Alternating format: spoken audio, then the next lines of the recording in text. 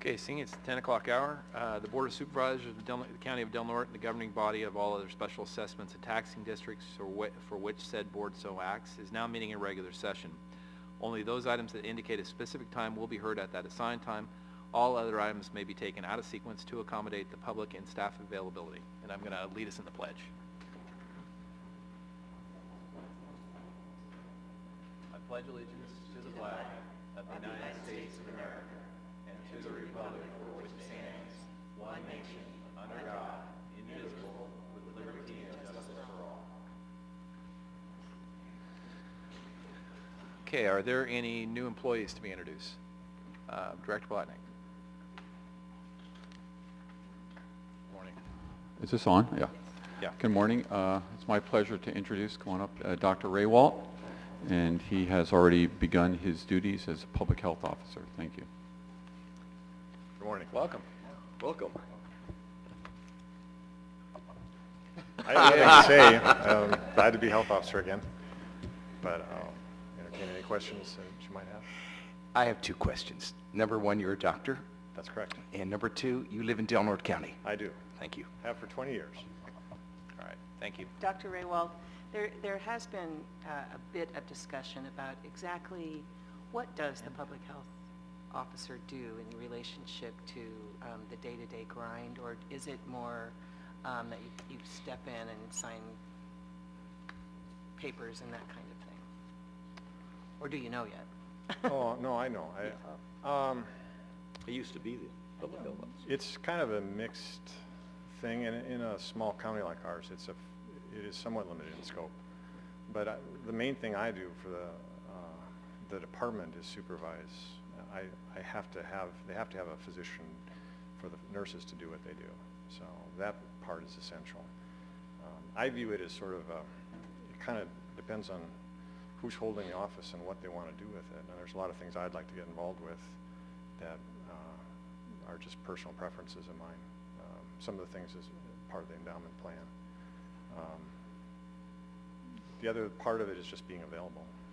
I view it as sort of a retainer agreement just to have a physician available for answering questions or helping with emergencies. So. Okay. Thank you. Welcome. Any questions? Welcome. Thank you. Back. Okay. Thank you. Any other introduction of new employees? No? Okay. At this point, Council, are there any portable actions from closed session today? Not this morning. Okay. At this point, are there any deletions, corrections, or additions from board members to the agenda at this time? In order to add an item to the agenda, the matter must have come to the attention of the county subsequent to the posting of the agenda, and the matter requires action for the next regular meeting of the Board of Supervisors.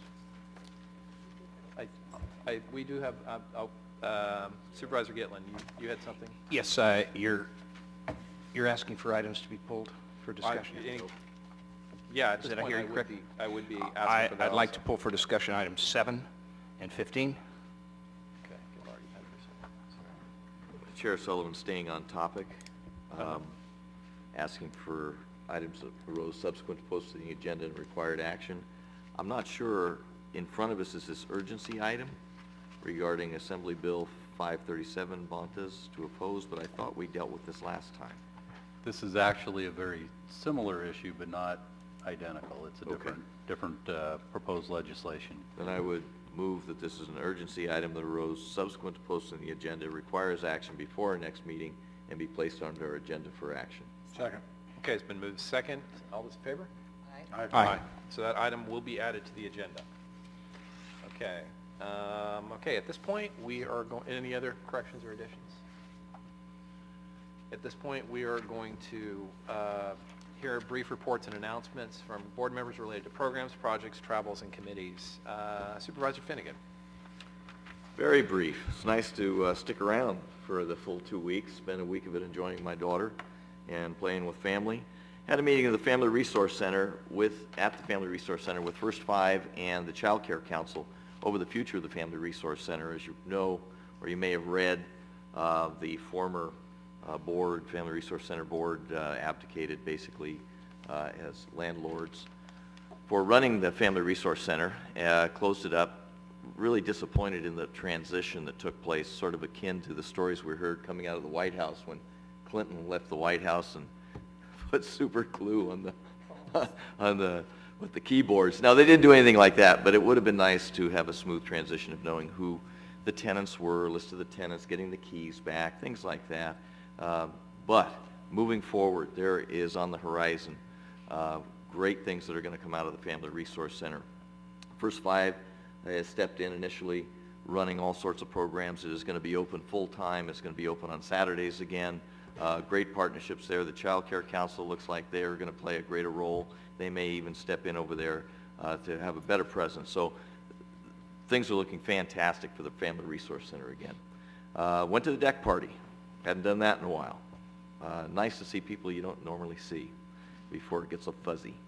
And then went to the 4th of July parade. Had the honor of being able to announce that parade with ex-supervisor Chuck Blackburn, good friend, voice of the Warriors. Had a blast. Had never done anything like that before. And then basically spent time in town trying to earn a living and playing with family. That's it. Excellent, thank you. Supervisor McClure. Yes, thank you. I too was able to stick around. One of the first activities that I did in our past 2 weeks was that Frontier had sent a letter to everyone about tariffs and that they were and it was a very confusing letter about the the CUP. And so working with Dan McCorkle, we were able to find out what was happening, and it's merely a realignment with Frontier coming back into all of their California holdings. And it won't affect anybody who still has a landline, and things will remain the same. So that was good to know, and that was brought to my attention by some constituents, and they were very happy to find out the answer. The Senior Center Board met, and it's moving forward. The budget is going to be okay, even with the sequestration. We are able to figure ways out to make sure that the meals are being served and that the doors are staying open.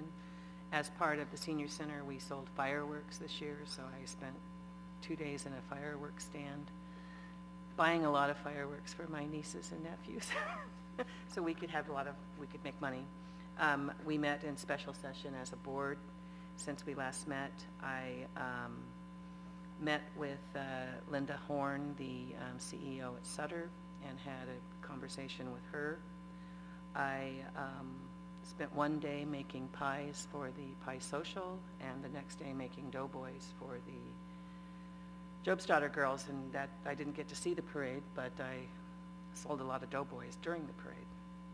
I'm on my way to the Coastal Commission meeting this afternoon, and one of the biggest items on the commission agenda this month is the corridor between Arcata and Eureka, the proposed Caltrans corridor, and it's not being readily accepted by coastal staff, so we'll have to see what comes of that.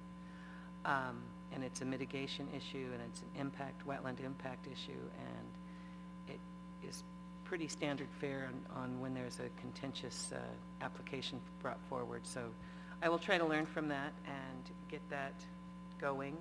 I've also been doing some Medicare, Medi-Cal research in relationship to how hospitals are reimbursed, because I think that is one of the key issues that we have with our hospital, is how we get classified at the federal level in order for reimbursement to happen. And it appears that there's about, there's 4 or 5 different types of classifications that a hospital can be. And so I'm trying to read that language and then get back that was my discussion with Linda Horn, is what is our classification and what are our options of classification for reimbursement. So that is, it's mounds of work, it's pages and pages with the rural health policy, but I think it will pay off to be informed. So that's pretty much what I've been doing. All right, thank you. Supervisor Hemmingson. Yes, thank you. Had a couple of things before our last meeting. I'd forgotten my notes, and I apologize. I had a couple of things that I had forgotten to write down, so I'll just bring those up briefly. I had a Citizens Advisory Committee meeting at Pelican Bay. Clark Ducart is the new associate warden. As you know, Greg Lewis has retired, and so now they'll be looking for a new warden for the prison. That usually takes about a year, maybe a little longer, and then they will retire probably shortly after that, within a couple of years. So that seems to be the process. We get a new warden about every 2 or 3 years. The only thing that I had to report is that the hunger strike is supposed to start yesterday. I should have given you a little warning, but I guess that was already in the paper. Chris Acosta, which is the public information officer, he got an award for the public information officer of the year. And at this time, the inmate population is 2,885. 1,186 of those are in the SHU. I also went to the airport open house, where there was participation by CAL FIRE, local fire departments, search and rescue, REACH, AirLink, CalWar Lifelight. They had a lot of iron on the ground there. We can get air support very quickly for if we need to get somebody out of here. So it was kind of neat. There was a lot of stuff on the ground. It was a very nice little open house that they had.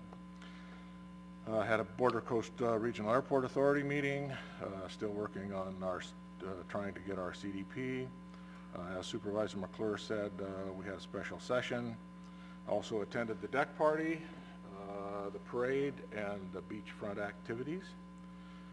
Yesterday, Supervisor Sullivan, CAO Serena, and Auditor Clinton Shad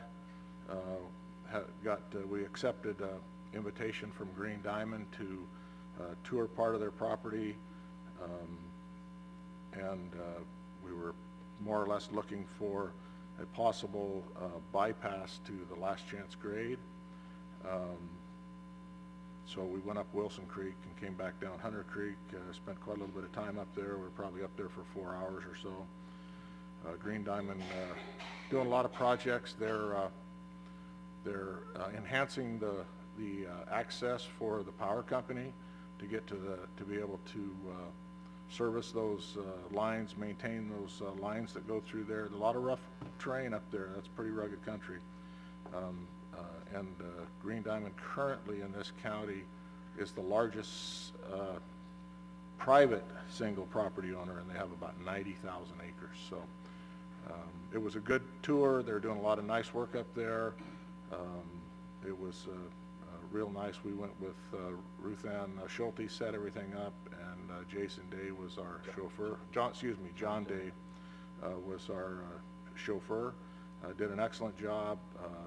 Had some great suggestions on routes that were possibilities that they could live with, and all in all, I think it was a pretty good start. And that was it for me. All right. Supervisor Gitlin. Thank you, Chair Sullivan. What a week, and what an honor it has been to be a participant in the Independence Day Parade, July 4th. I must tell you, it was an honor and a privilege to be sitting in the float with our Daily Bread Ministries partner on our Take a Bite Out of Blight program, and to see all those faces, those thousands of faces. And I just want to say what a special privilege it was. And I'd like to give some special recognition to all the people who worked so hard to make this July 4th just so special, including Crescent City Del Norte County Chamber of Commerce Director Jeff Parmer, Chamber President John Manaw, plus all of the Chamber Board, all the support staff who contributed so much of their time to make this event a special day. 2013 Grand Marshals Bob and Mimi Stevens, fireworks sponsors Lucky 7 Casino, deck party sponsor Walmart, live music sponsor Fly Crescent City, barbecue sponsors, it was sure good, Palmer Westbrook Ranch and Oat Hill Organic Beef. And again, everybody just did such a great job. Special thanks to Sutter Coast Hospital and Smith River Rancheria for actually sponsoring the parade. I had the privilege of participating in the dunk tank several times. I looked down at that water, the coldness didn't bother me. It wasn't real clean. So next year I do that, I'm going to bring a little bottle of chlorine and put it in there. So it was fun to do that. We raised some money for the roller derby folks, the Tsunami Sirens, and I think they're going to have an event July 20th at the fairgrounds, and Angie and I plan to go there and see how they do their thing. I'll be interested to see it. So thousands of people in town to celebrate America's 237th birthday was great. The Take a Bite Out of Blight program cleaned up 2 more houses this past week, one on Glen Street, the other on Birchell, besides helping clean up the county property next to the Walmart. Life Scout Troop 1077 twins Christopher and Derek Snowden, 17, and 13-year-old Ian Meredith, along with 18-year-olds Manuel Saavedra and Matthew Pimentel. Your efforts to clean this property are phenomenal, and they need to be recognized and celebrated. The very fact that there are fine young men like this in our community is very, very encouraging when I see that these people, young men, working selflessly to help clean up our community. It is a real pleasure to see that. So words fall short here totally, but just to say thank you to those men, and also want a special thanks to Code Enforcement Officer Dave Mason, Solid Waste Director Kevin Hendrick, who worked on their own time over 2 weekends. My understanding, on June 30th, we hauled about a ton of trash out of there, 1,040 pounds, and on July 6th, this Saturday, we upped it and took out another 2 tons, that's 2,020 pounds, and for a total of 3 tons of debris, hypodermic needles, alcohol bottles, you name it. Walmart paid the bill on this. It was $214.90, and they contributed $400 toward doing that, so we're very appreciative for their efforts also. So we'll be talking about the securing of that property a little bit later in this meeting, but I want to say there was no direct cost to Del Norte County this past weekend, and not one government dollar spent in relationship directly. Tuesday, we attended a special session to settle a long-standing lawsuit. Wednesday, attended Republican Women Federated Luncheon and met candidates for State Superintendent of Public Instruction, Lydia Gutierrez. Ms. Gutierrez was also in our Independence Day parade. On another issue, I want to share with you my dire concern, Supervisor Hemmingson has just referred to it, that we have a condition that, if not corrected, may absolutely devastate our county. And I speak to you about last chance grade on 101. Recently, I heard, and that was in March, I heard at a Chamber of Commerce Economic Summit, there will never, and I heard it 3 times, never, never, never be a road circumventing the precarious last chance grade. Well, after the June 25th meeting, I met with former Supervisor Chuck Blackburn and real estate broker Kurt Strangberg to share with them my deep concern that if not if, but when that mountain comes down, no amount of human technology and effort can stop the effects of gravity and Mother Nature. So when that happens, and we don't know when that is, and there is no alternative route around this precarious spot, then what for Del Norte County? What happens? You can't drive from here to Klamath. You'll have to do a 7-hour route around it. Getting to the hospital, there's so many ancillary issues associated with this that I can only tell you that we need to act on this now. So I'm announcing the formation of a committee to research and recommend to Caltrans the dire conditions that face Del Norte County if we do not take care of this right now. And Supervisor Blackburn and Kurt Strandberg, and I don't know if all of you are familiar with the circumstances under which Kurt suffered a terrible loss. He lost both his parents in 1972 when the mountain collapsed the first time, and of course we don't want to see that happen. So this is, in my opinion, very much a priority issue. I've contacted Crescent City Manager Rich Ania, who is also part of the chair of the Local Transportation Commission, asked him to put on the agenda the issue of last chance grade at this Thursday's meeting at the Flynn Center. I have subsequently reported my opinion of this issue to the Chamber of Commerce, and we will have this as a general item, standing item on our monthly meetings, and that will be from June 28th. It's my hope this community understands the highest visibility when that mountain does come down. We have to be prepared to have an alternate route in place, and Del Norte County and the entire 101 corridor will suffer greatly beyond anyone's comprehension. So I say, just like the Boy Scouts, let's be prepared. Chair Sullivan? Thank you. Okay, it's been an interesting couple weeks. Attended the Solid Waste Management Authority meeting after our marathon meeting or 2 Tuesdays ago. Had a meeting with county staff regarding roads and priority and what are the safety roads that we're looking at a pot of money called HSIP. Attended the Farm Bureau dinner, which is an annual dinner they put on. Supervisor Hemmingson was there as well.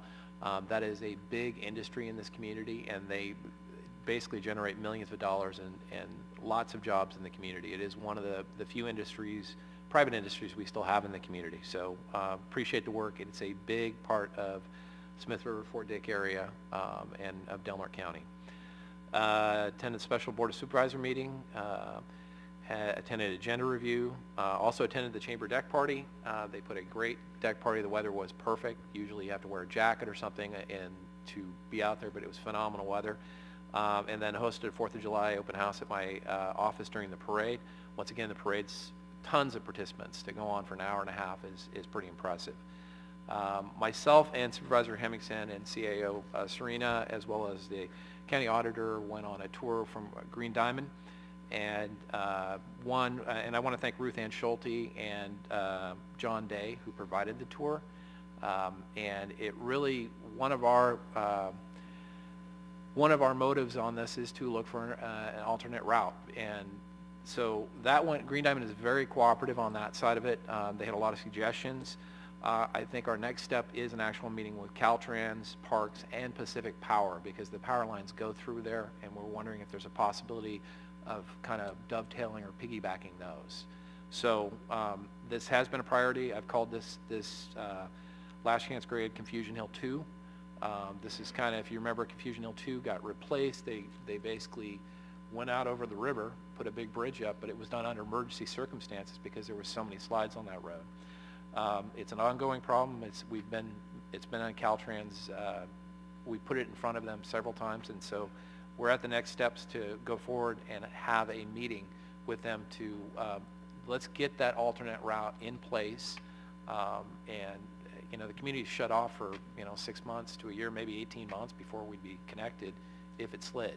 So it's not an acceptable thing to say, well, we just can't go through Parks. Well, the park wasn't there before. So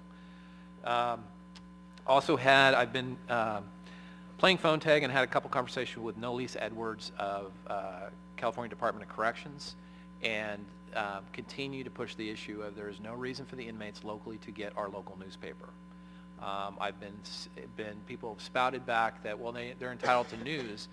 They are entitled to news. They can get the LA Times, San Francisco Chronicle. They do not need the Del Norte Daily Triplicate with people's information in there, as well as addresses. You've had foreclosures in the paper, other things that give people a name and address of where to go.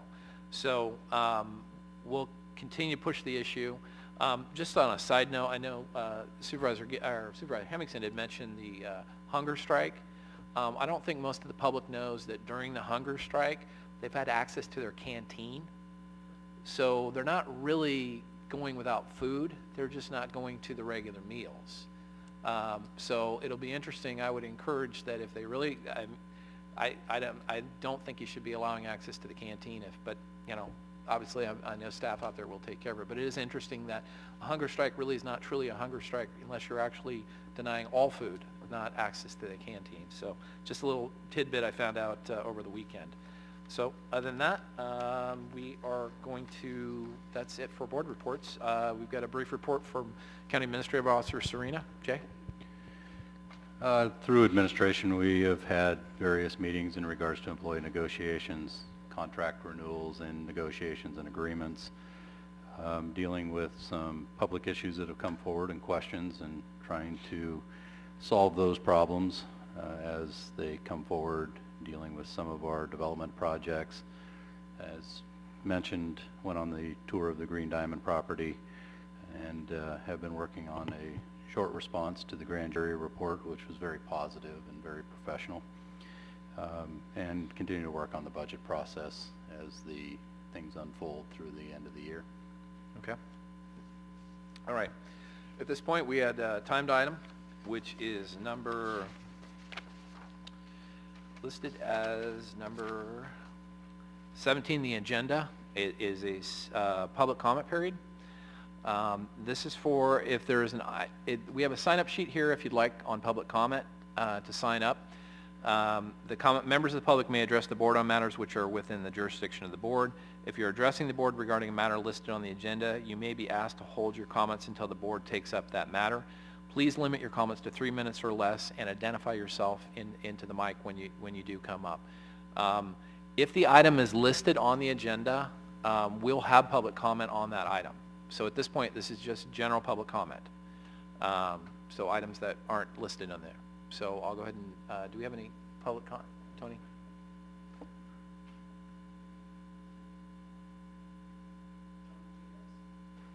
Is this on an item? Okay. Is this on this? Okay.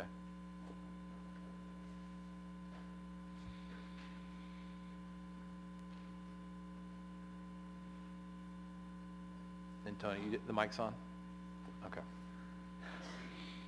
I'm Roy Bieber, been here before, so I think you know me.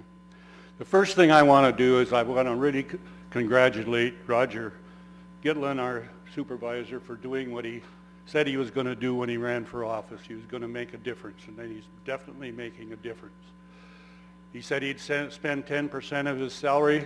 He is doing that. He fed everybody that helped clean up the lot that you wouldn't support. You sent $76,000 to a friend, doctor, 700 miles away, but you wouldn't approve $2,100 to clean up a lot. And in the paper this morning it said, the reason is there are other lots. Well, what kind of reasoning is that? You got to clean up the first one to get to the second one. I mean, maybe if a kid can't read in Klamath, we shouldn't teach him because there's a kid in Smith River that can't read too. I mean, that logic doesn't work. But you use it. But thank you, Roger, for doing what you said you were going to do when you were elected.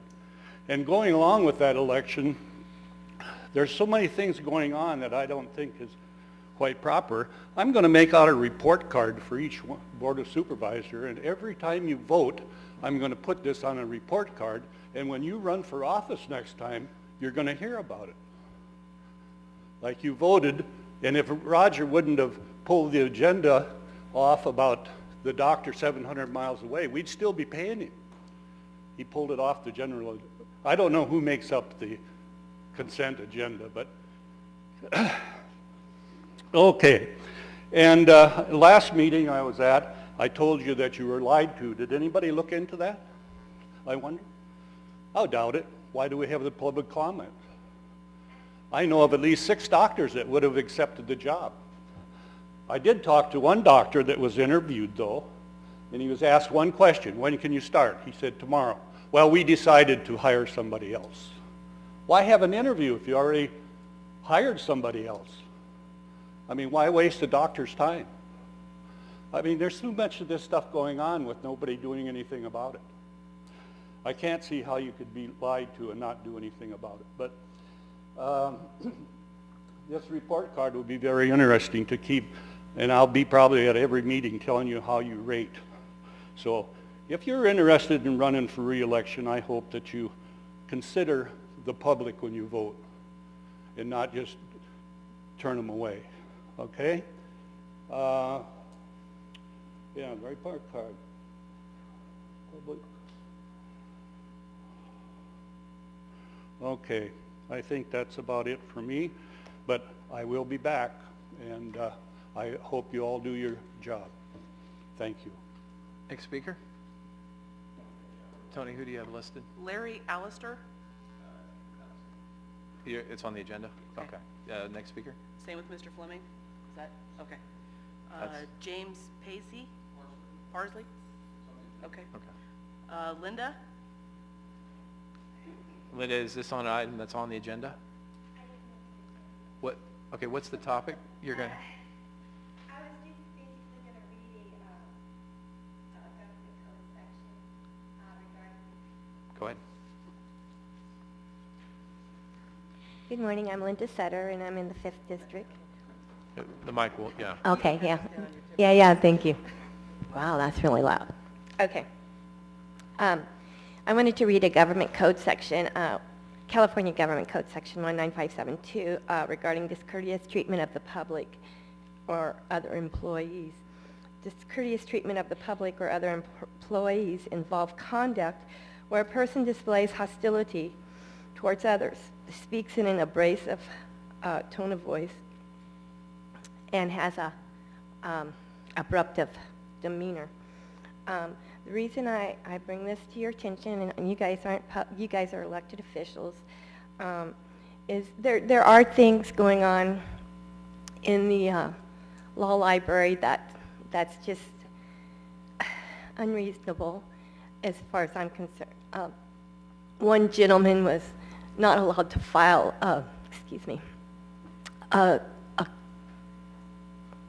pleading because the CEO took a position against him. That's a violation of your civil rights. You just can't do that. No. The county clerk administrator, Sandra Linderman. I wasn't going to use names. And I was accosted by an officer while I was sitting there reading quietly a file, doing nothing, because I had left my purse in the law library, which was being watched by a friend who was going to step out and couldn't remember, because he was working too, where I'd gone. But there's no reason to be yelled at and screamed at in public for that. And also, I think it's important maybe to get mediation classes for your county and city employees in regards to how to empower people instead of like attacking them. You know, sometimes I've seen, even in here, when someone has a mental illness and comes forth, they don't know exactly how to express themselves. And sometimes I think that you guys take it as a personal attack, and it's not that they're attacking you. They just don't know how to express themselves. And so instead of agitating them, you might want to try to empower them so they feel like they've been heard. So that's all I had to say today. Okay. Thank Okay. you. Thank you. Next speaker, Tony? Tim Hoon, It's on the agenda? Okay. Juliet, Julie, Jody, sorry. that's on the agenda also. Okay, next, others. That's the only ones listed. Vicki?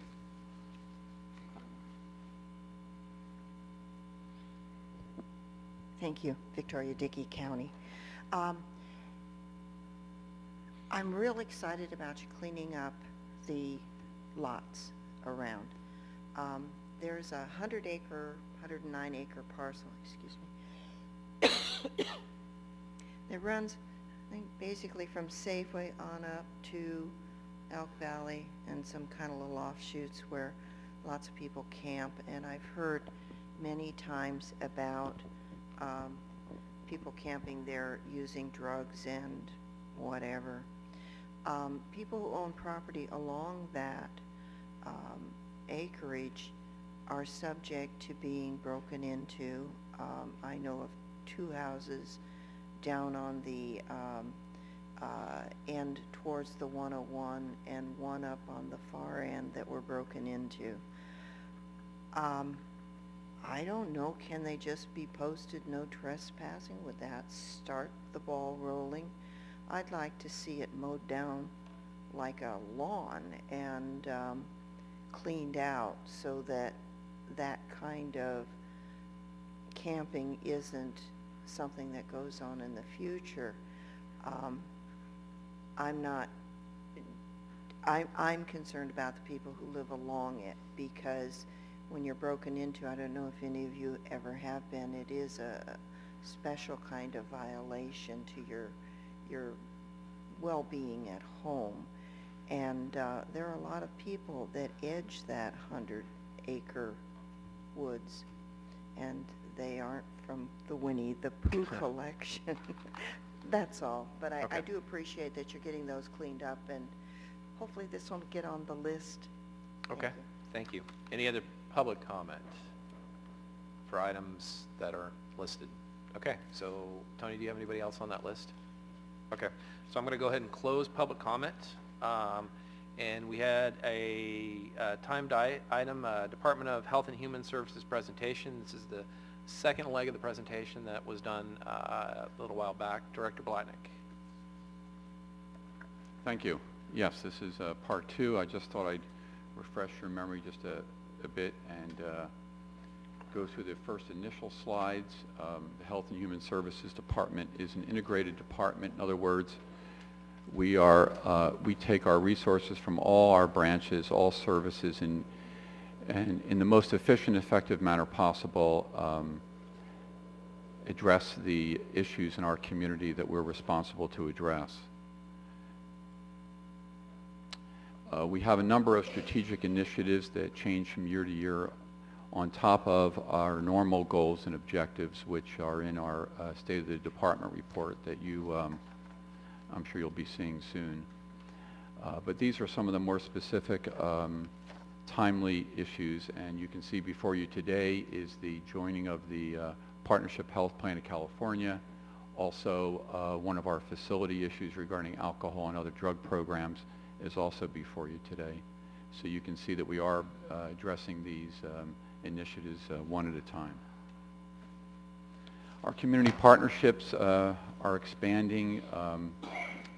This slide, we added a few that we actually somehow missed. So we're continuing to address those partnerships and do our best to maintain positive partnerships and expand them. In our first presentations, we had our alcohol and other drug program presentation. We had our public assistance employment training branch and our mental health services presentation. So today, Melody Cannon, who was our program manager for the public health branch, will go through her presentation on public health activities. Melody?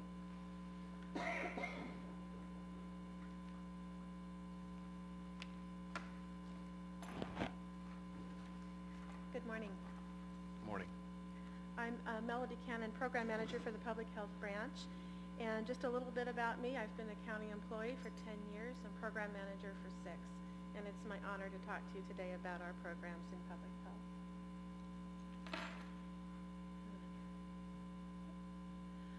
Our public health branch is comprised of 18 dedicated staff members, 3 of which are part-time, and that does include our public health officer.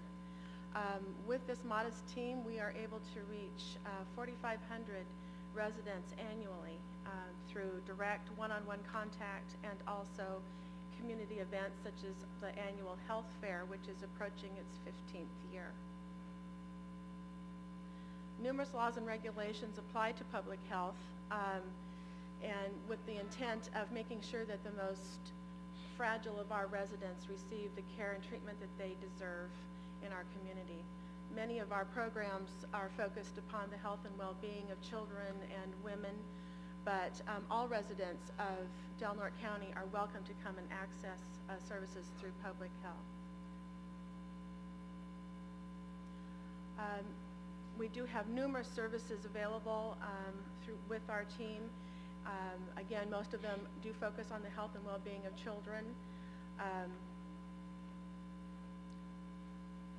We also, though, do focus upon healthy, smoke-free environments, parenting classes. We have 21 different programs that we provide to the community, each with its own scope of work, budget, and reporting requirements to the state and federal government. Melanie, I got a quick question. Is this slideshow on the website so the public can access this? Not yet, but okay, because we are kind of going through this really quick. Just for the publics, we'll make sure it's on the website. I'd be glad to do that. We have 2 fairly new programs. One is the SNAP Ed program, which is Supplemental Nutrition and Physical Activity Education. We've been providing these services since early 2012. We are present at each farmers market Saturday, providing food demonstrations, healthy food choices, budgeting, food safety, and just general information to the community about healthy eating and physical activity. We're also participating in the local Food Policy Council, which is looking at numerous ways of promoting healthy eating and promoting local farmers markets and locally grown produce and vegetables. Our other brand new program is the Nurse Family Partnership, which is an evidence-based home visiting program that partners public health nurses with brand new first-time pregnant women and will continue with supportive services throughout the child's second birthday. We currently have 10 families enrolled, and 25 would be considered a full-time caseload. I'd be happy to answer any questions that you might have.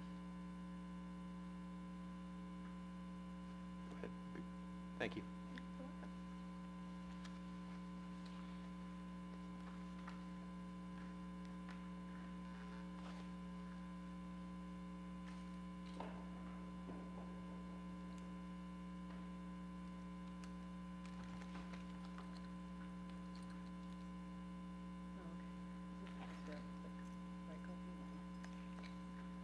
Good morning. I'm Crystal Marketan, Program Manager for the Social Services Branch.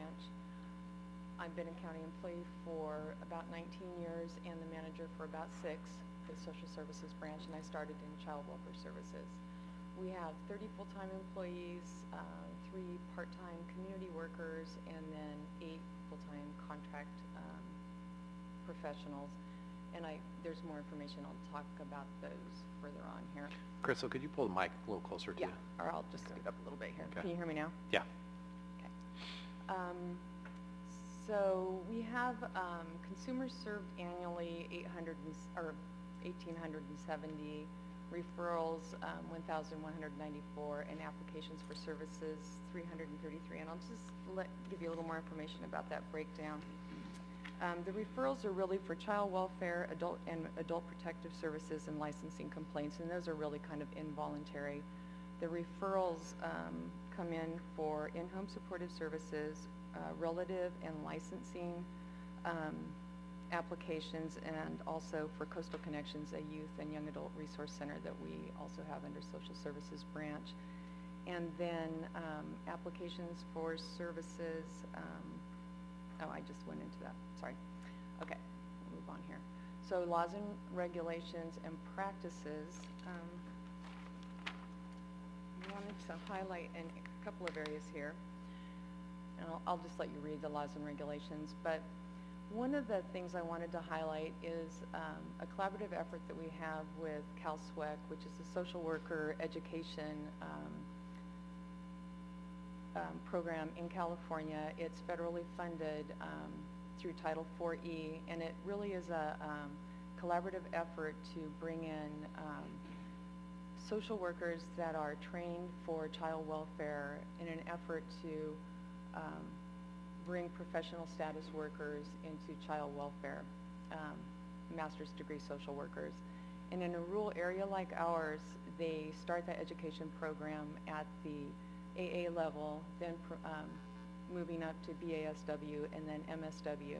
And this has been a great partnership with Humboldt State. We have a historical problem with recruiting and retaining social workers in our county. And so we've partnered really successfully. Right now, we have 9 staff that are involved in this program at all levels. And it's really kind of a grow your own social worker effort. I also wanted to talk about the case management information and payrolling system for adult services. It's the in-home support systems program. In-home support services program. We recently implemented that in 2012, and it really has streamlined the payment functions, data storage, and manipulation, and more accurate benefit collection and more efficient use of social worker time. Some of you may have heard about that from people who are on the program, or you may hear of it. It has involved a difference in terms of how they account for hours, but overall will be a really good change for everybody involved in the in-home support services program. so again, more of the practices that we have, we do have, you know, for the various programs that we have under the social services branch, they all have a variety of practices within them, and I'm just going to leave it at that, unless you have more specific questions there. So these, on this slide here, are basically contracted programs that we have through Social Services Branch. We continue to contract for adoptions, although after realignment, many counties have chosen to do their own internal adoptions program. Right now, we're doing a feasibility study to determine whether or not we want to do in-house adoptions. We haven't made that decision yet. We contract with the Child Care Council for incredible years. That's an Office of Child Abuse Prevention funded program that we also contract specifically for a separate program for foster children, Dinosaurs. It's also presented in the school for kids in the school, and it's really around self-regulation. Highly successful, and it's kind of in tandem with Incredible Years, which is the adult parenting program. What else do I want to kind of point out here?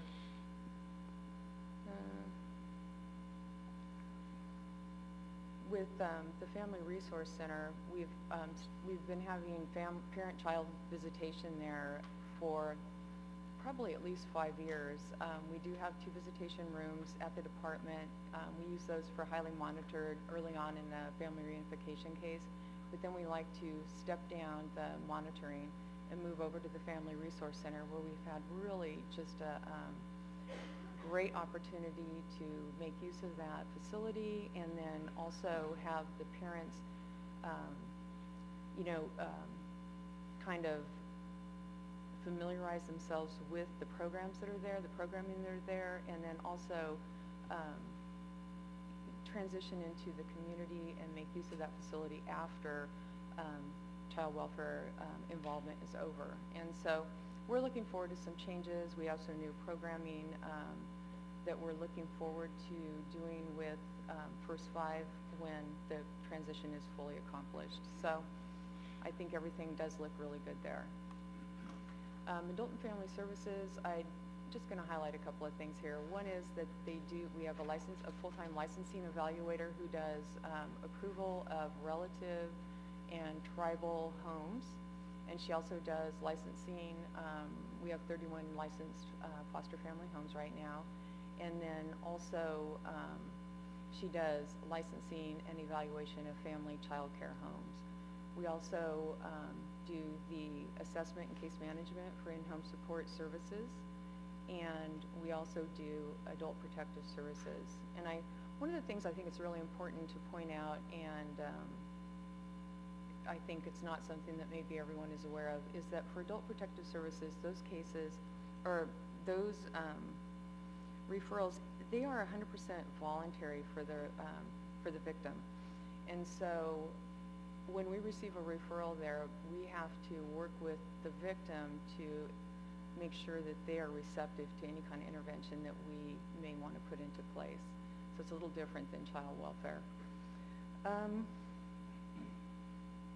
So I think that's good on that one. I think I went forward to, how do I go back?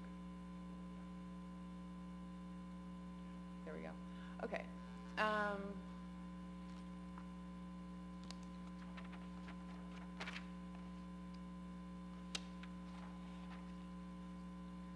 So these are just a few of the services that we provide, and I can answer questions here later if you have any, but rather than go into anything specifically, I'll just let it stand for itself. One of the things that I should point out, though, is for our transitional aged youth, which it's really kind of a focus for the state and for us locally, are those kids that are emancipating out of foster care. We have had for, I'm going to say, the last 8 years, a program that is 100% voluntary. It has been state funded, but now that it's after realignment, it's within our county funding, and that is THP Plus.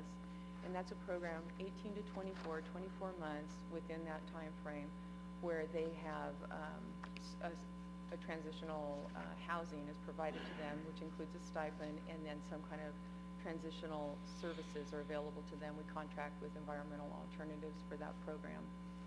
They can remain here, or they can go to other counties to have for the housing. Now we have extended foster care available also, and so kids can actually, or youth can stay in foster care, and these are both wards and dependents from 18 to 24 years, or 21 year old to the age of 21, and they can have their own housing at that age.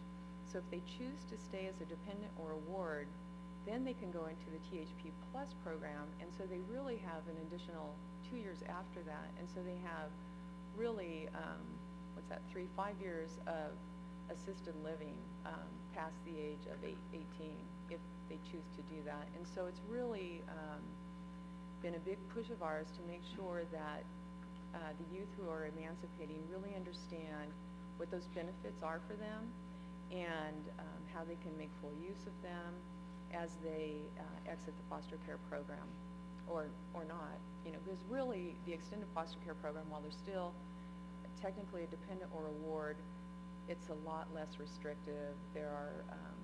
It's a very changed atmosphere for them because they are adults. They're adults remaining under the court's jurisdiction. So again, more of the programs that we have under Social Services Branch. And again, some of the same.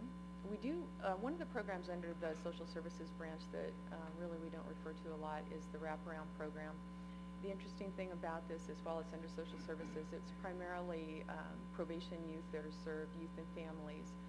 And it really is family focused in an attempt to retain the youth in the community using community services. It's family based so that the whole family is served. And it's been highly successful. I think that we have 15, we call them slots, but it's 15 families that we can serve, and then we have other families that are not formally slots that we also serve under that program. And I just think it's a program that we really don't talk about enough. And this is child welfare outcome and accountability is a ongoing cycle of basically improvement that we are constantly involved in, and it has a number of components in it. And right now we are involved in the system improvement part of it. It was a 3-year cycle. They determined that 3 years is really too short to evaluate whether what you're doing, your strategies are actually successful, and so they have now made it a 5-year cycle, which makes a lot more sense. And we will be moving into our county self-assessment here shortly in this next year, which will start our next 5-year cycle over again. These are our 4 outcome areas right now that we're looking at, and we're actually doing very well from our last SIP cycle. And you can see, I did want to just let you know what the areas are that we're actually looking at children transitioning to self-sufficient adulthood. They don't have the same preset outcome areas to look at that the rest of the outcomes do. So we're looking at transitional housing opportunities, making sure that all youth are provided with their personal information when they exit, including their ID, social security cards, birth certificate, immunization, and we want to research identity theft because some of these kids have already had that happen to them for a variety of reasons. And so California wants to make sure every kid who is emancipating, their identity is clear. And also we want to, we maintain their transitional independent living plan, so we're constantly going over that from the age of 16 and a half forward. And then we formed a TAY collaborative with our community partners and our internal partners, and that also, the collaborative supports these youth as they go forward. And then last but not least is Coastal Connections. Coastal Connections is a truly collaborative effort. It includes community partners and then also internal partners, and it's social service branch managed and supervised and partially staffed, and then it's Mental Health Service Act funded and staffed. We've been, let's see, we've actually had our location, which is next to the mental health building on K Street, for about a year and a half, and last year we served 212 youth at Coastal Connections, and we have a variety of services that you'll see here on the slide, on both slides, that are provided through Coastal Connections. And I think that the thing that has really been great with Coastal Connections really provided a conduit for the youth that go through here to be referred out to other services that are in the community. The whole concept here is that everything that is youth-oriented, youth access, youth services in the community will be available on the web page that has now been developed and will constantly be in development and refinement. Will be available through there. Also, youth-produced music, videos, anything that's youth-related will be posted there, and links to other youth services, so that it's a go-to place for the youth in our community. And we have a summer program that's occurring there. It's funded through the BHC, and it's a community organizing committee that is going to be focused on a youth issue in our community. And it's a 6-week in length.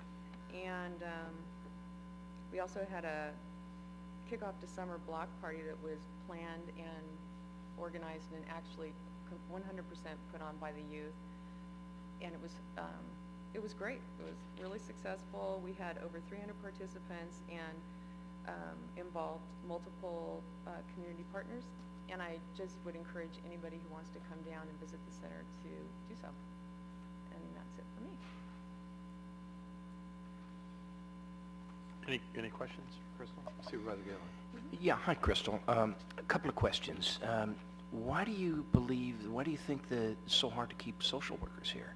What seems to be the issue with the high turnover rate? You mentioned that in your report. Well, it's not really the turnover rate, it's the recruiting. We tend to be pretty solid on keeping the social workers. Recruiting is really difficult. We have a lot lower pay in Del Norte County, and Del Norte County is also,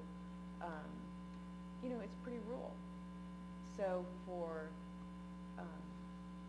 people to come here, especially if they're younger and out of school, it may not be an especially attractive place to move. So it's just getting someone employed. But once they're here, they're happy? They're doing good work, and they're staying here. They're not moving on.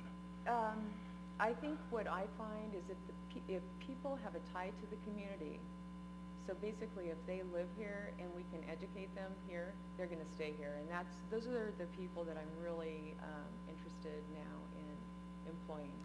Okay. So, can I ask you a question about Remy Vista? To qualify for services for children, do you have to be Medi-Cal approved, or do you serve the needs of all needy children? Yeah, I can answer the Remy Vista question. They're a Medi-Cal provider for us. So as far as our services are concerned, they can only provide those for Medi-Cal recipients. They also provide other services at the Remy Vista site, and I would recommend that anyone contact them to discuss other services. But we only have a contract for Medi-Cal recipients. So children in need who are not Medi-Cal qualified cannot derive services from You would have to contact Remy Vista to see if they would provide the services. We have a large number of, fortunately, we have a large number of very skilled private practitioners who do take insurance and are available for counseling children and adults. Well, my concern is that no one has fallen through the cracks, especially kids. Correct. And between I think in our community we have a very good continuum of care for the mental health services. And I should also add the community health center is part of that continuum of care. Great, thank you. Cover very quickly one last piece, which is the administrative fiscal branch, perhaps not the most exciting for everyone, but a very significant part of what makes everything work. Without it, we simply can't function. The contracts that you see before you, just about at every single board meeting, numerous MOUs, all of that has to be administered through this branch. Lori Taylor is our fiscal manager, and Lori's sitting over there. Hi, Lori, wave. And we have, as you see, some employees, but you have fortunately approved some additional employees in the administrative branch, which will help us tremendously. The volume of administrative work went up exponentially with realignment 2011. Remember, all that responsibility was passed to the county. Well, part of that responsibility is to administer millions of additional dollars through the public health and the Health and Human Services Department. These are just a list of, again, that you've seen this earlier, of our clients served on a monthly basis that the administrative branch, fiscal branch, has some direct responsibility for. Sometimes it's making sure that they receive payments, it's making sure that we receive payments from them, making sure that we're in compliance with all of these laws and regulations. If we are not, then the state and federal people will come back and take back money that we billed them. We must be in complete compliance, otherwise they're not happy campers, and they will come and request that we pay them. And of course, they don't have to worry about being paid because they just take it out of our future allocation. So we are very careful about meeting all those requirements, and the administrative folks have been just tremendous in that regard. We have a large number of different revenue sources. Most of those are listed here before you.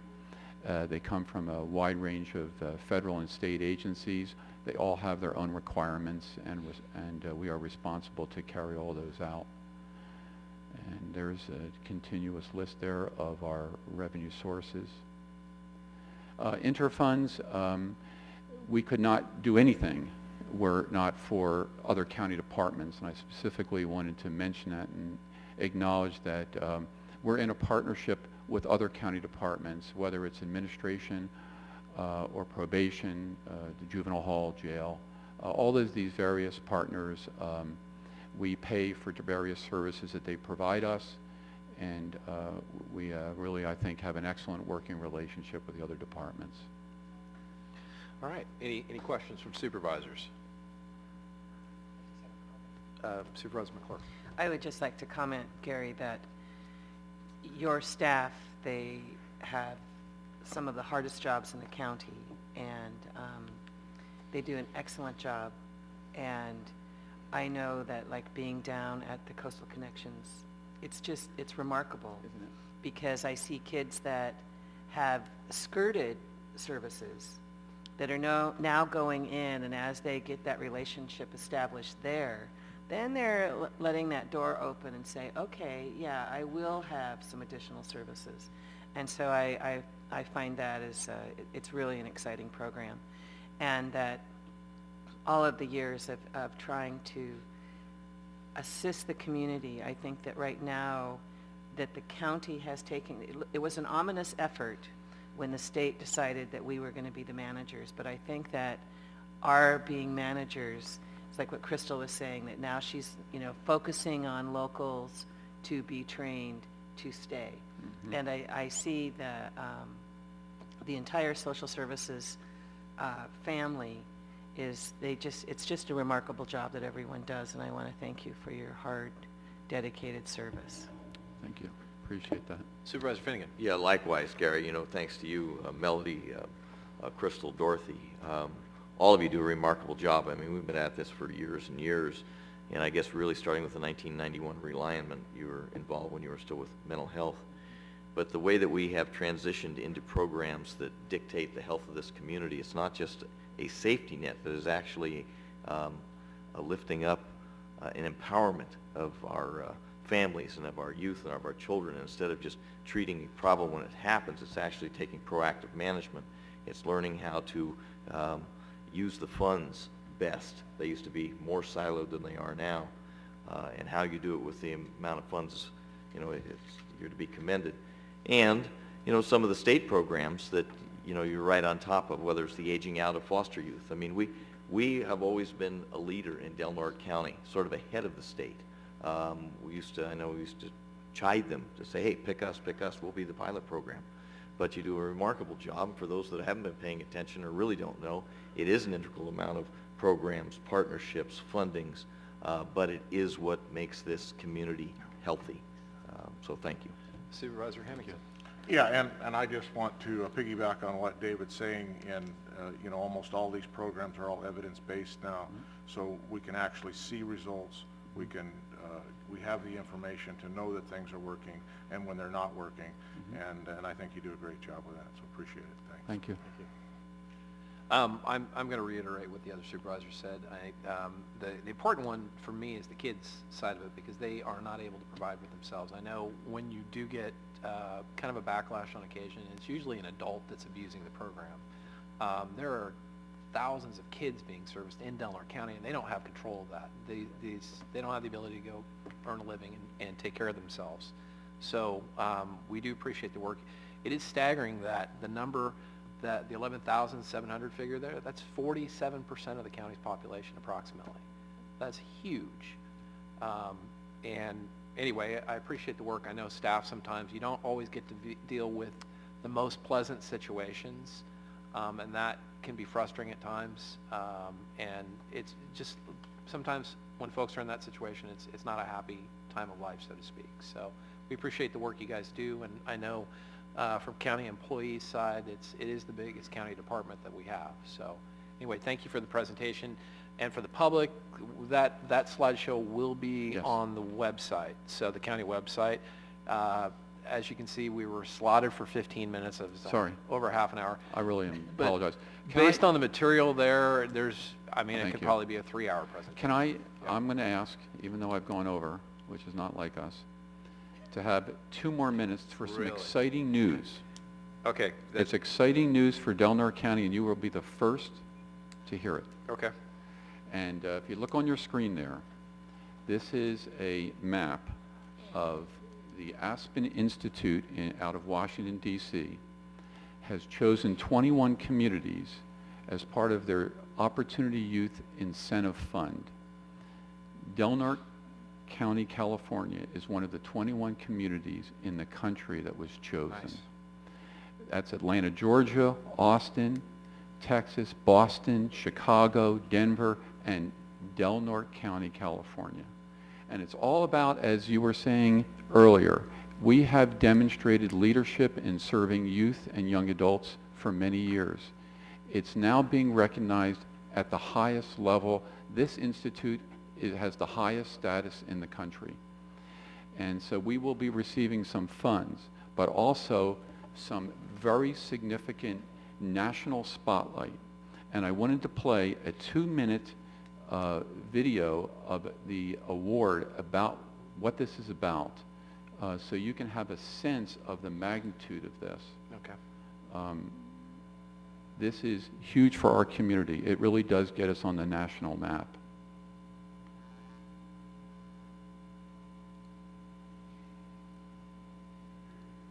The idea here is that we have to take this to the next level, and we're not creating fire, we're not creating the wheel. What we were trying to do is to find ways that we could, again, support and leverage the good work that you all are doing across the country, and to bring together actors from across sectors providing support and knowledge and tools in doing that.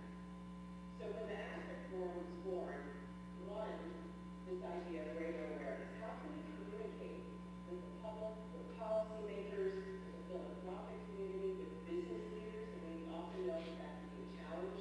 Milton was talking about the important work that United Ways is doing and engaging with the business community. How can we bring all of these actors together, knowing from the work again that we saw around the country, but also studied at the White House, that that kind of collaboration is critical and necessary to getting this done right. Secondly, how can we mobilize stakeholders in doing that and support them with policy and their tools? One of the things we found at the White House is that often communities that we're doing this for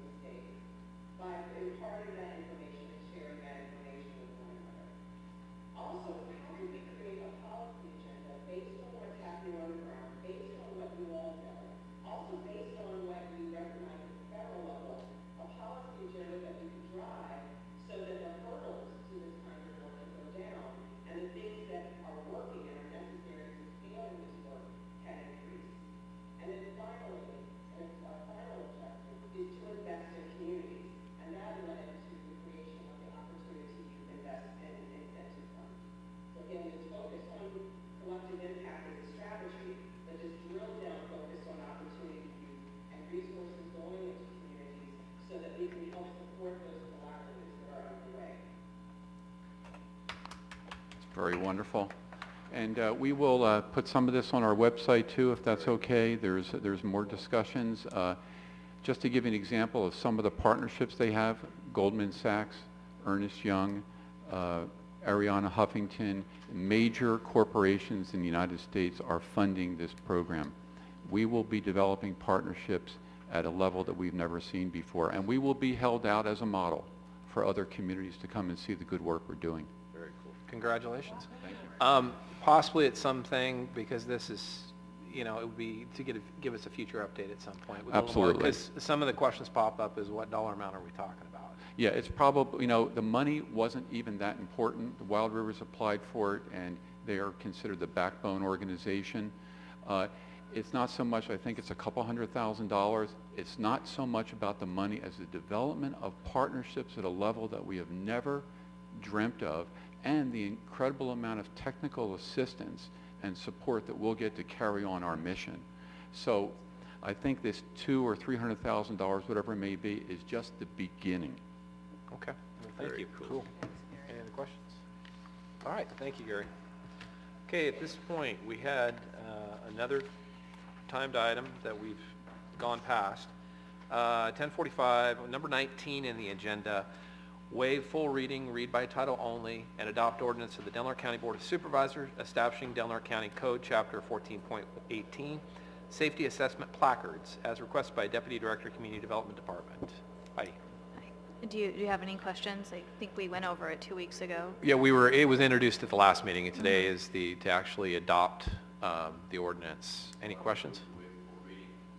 I would move to waive the full reading, read by title only, and adopt the ordinance of the Delaware County Board of Supervisors establishing Delaware County Code, Chapter 14.8, the safety assessment placards. Second. It's been moved to second. Heidi, could you just briefly, without going through the whole Sure. thing, what we're doing with this? Okay, what we have is a model ordinance that would allow, for example, in this case, the building official, in the event of a natural hazard where structures are impacted, to go and do an assessment of each structure and then put a placard on the structure to identify its state as far as whether or not someone could go inside of it, or if it was not necessarily condemned, but not safe at this point for someone to enter. And this would allow them to place that, and if someone were to approach the building and disregard the sign, that there could be a legal remedy to Yeah. offset So that. essentially, if we have a tsunami, comes in, goes through a building, then it'll allow the building inspector to go out, check out the building after and say it's safe to go in or not, or if it's not safe, then there's different color placards that can be placed up there. Yes, and I have those here. I can get it off of here. I think the really important thing, though, is the legal status that it gives the county to enforce placement of that. So, Okay. 3 different colors: red, stay out; yellow, issues; green, go ahead. Okay, cool. Any public comment on this item? Okay, I'll bring it back to the board, unless there's any questions from supervisors. Tony, could you please pull the vote? Supervisor McClure? Yes. Supervisor Gittlin? Yes. Supervisor Hemmingson? Yes. Supervisor Finnegan? Yes. Chair Sullivan? Yes. Cool. Well, the other timed item we had was item 20 in the agenda.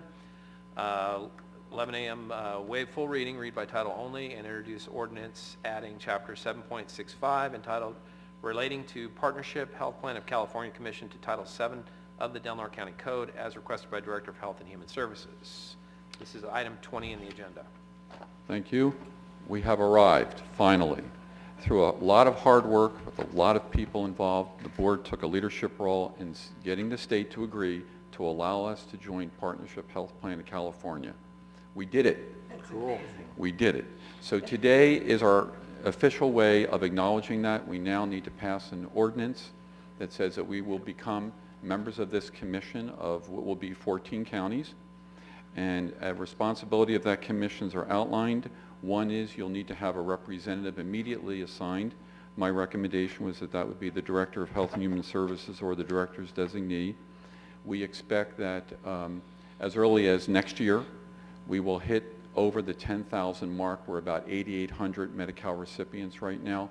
With expansion of Medicaid, we expect to hit 10,000 sometime early next year. Then you would need to appoint a second member My recommendation there is that anyone from the local healthcare community could apply, become a member, we'll develop an application, and then myself and a couple members appointed by the Board of Supervisors would review those, and then we would make a recommendation for that appointment to the full board.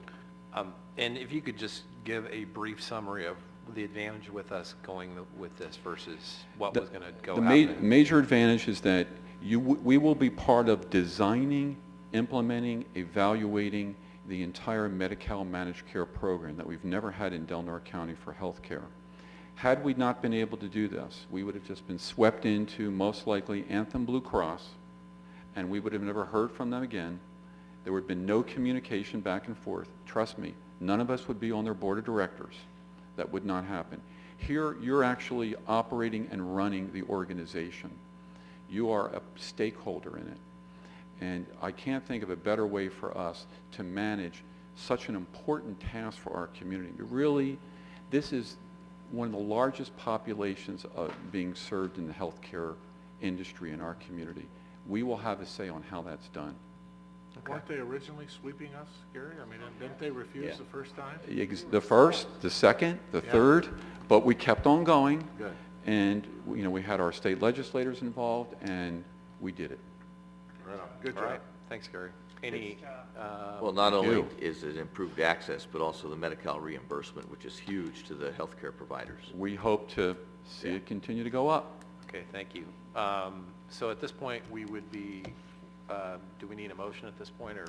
Sure, I'll move to introduce and waive the full reading of ordinance adding Chapter 7.65 entitled relating to Partnership Health Plan of California Commission to Title VII, Del Norte County Code. Second? It's been moved in second. At this point, we're actually going to vote on it next week, though, I would assume, on the, we do a vote today, and then it'd be... You'll vote as to the introduction and then in the full, and the waiver and the full reading, and then in 2 weeks, we'll bring it back for the full adoption. Okay, any public comment on this item? The full adoption will be at the next meeting. We will vote on it today, but then we'll vote on it again at the following meeting, like we did with the placards a few minutes ago. No public comment on this item. I'll bring it back to the board. Any questions, comments from board members? I just want to say that this is an example of the hard work that's done by this community and done in relationship to the Board of Supervisors and how we reach out to at the state level and how we figure it out, because this will make an extremely, this will make such a difference in the life of people that are on Medi-Cal, that we can drive those services. And it's just one of those examples of the process that we've been in. I mean, I remember sitting back in 1996 in little circles talking about what kind of service did we want. What was going to be the service of the mental health, and should mental health go with Health and Human Services? And it's just, this is an example of the heavy lifting that it takes. Thank you. Well, and even beyond that, I mean, you mentioned we tried a couple of times. We tried through RCRC. We tried through CSAC. I mean, I can remember lobbying down at the state level, and the answer was no, and we kept pounding away, and you kept pounding away at the governor's office, et cetera, et cetera. Perseverance, partnerships, excellent for the county. Well, I think this is what we've been looking for, a little more local control on decisions made in that respect. So good job. That's exactly what we're shooting for, is not to have the state dictate what goes on up here. So, any other? Okay, Tony, could you please pull the vote? Supervisor Hemmingson? Yes. Supervisor Gitlin? Yes. Supervisor McClure? Yes. Supervisor Finnegan? Yes. Chair Sullivan? Yes. Okay, so that will be on the next meeting for adoption. At this point, I am going to move the agenda around a little bit. How many people are here to discuss Harold Street? Okay, so we're going to take that now. So we're going to move item in your agenda, item 22. We are going to move it up to discuss now. So at this point, the item 22 is direct staff regarding possible improvements to Harold Street as requested by Deputy Director, Engineering and Roads Division. And Roseanne, Jim, okay. This issue of Harold Street's been around for quite a while. I think being built so many years ago, it was just built as a minor residential roadway. And then with the influx of businesses and so on along Washington, as well, it became really it's the only roadway that goes from Wilson to Washington in the north-south direction.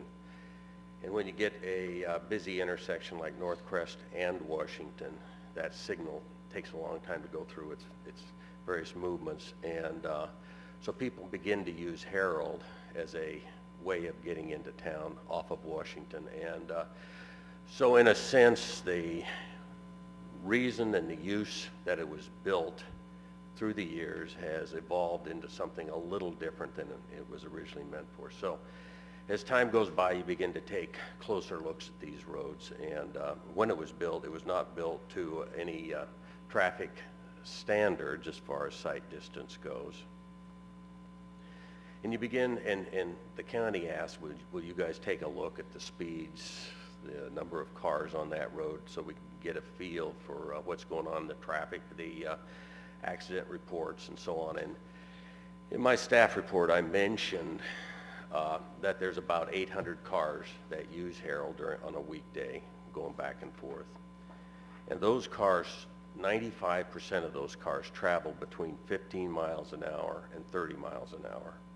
Of the 100 cars surveyed, one went 35, 2 went 34, and 1 went 31. So you can see that in general, you have a small number that's going over 30, and in general, you have half the cars between 15 and 25, and so the speeds aren't excessive. That should be a 25-mile-an-hour zone because of the homes there, and because when you come over the crest, if you're northbound going towards Washington, past Hoover, the sight distance is short. The other item was that there's been no accidents in the last 5 years in that along Herald. So as we looked at all of these things, it seems that people realize that the sight distance isn't very good and don't travel real fast on that road. And so our recommendation is to either leave it as it is or to put a four-way stop at Hoover. The four-way stop at Hoover would slow people down as far as right now they can just, if you're traveling north on Herald, you can just go through Hoover, so you already have a speed as you're heading up the hill. If you stopped people there, then that would slow them down as they came over the hill. The other thing, it would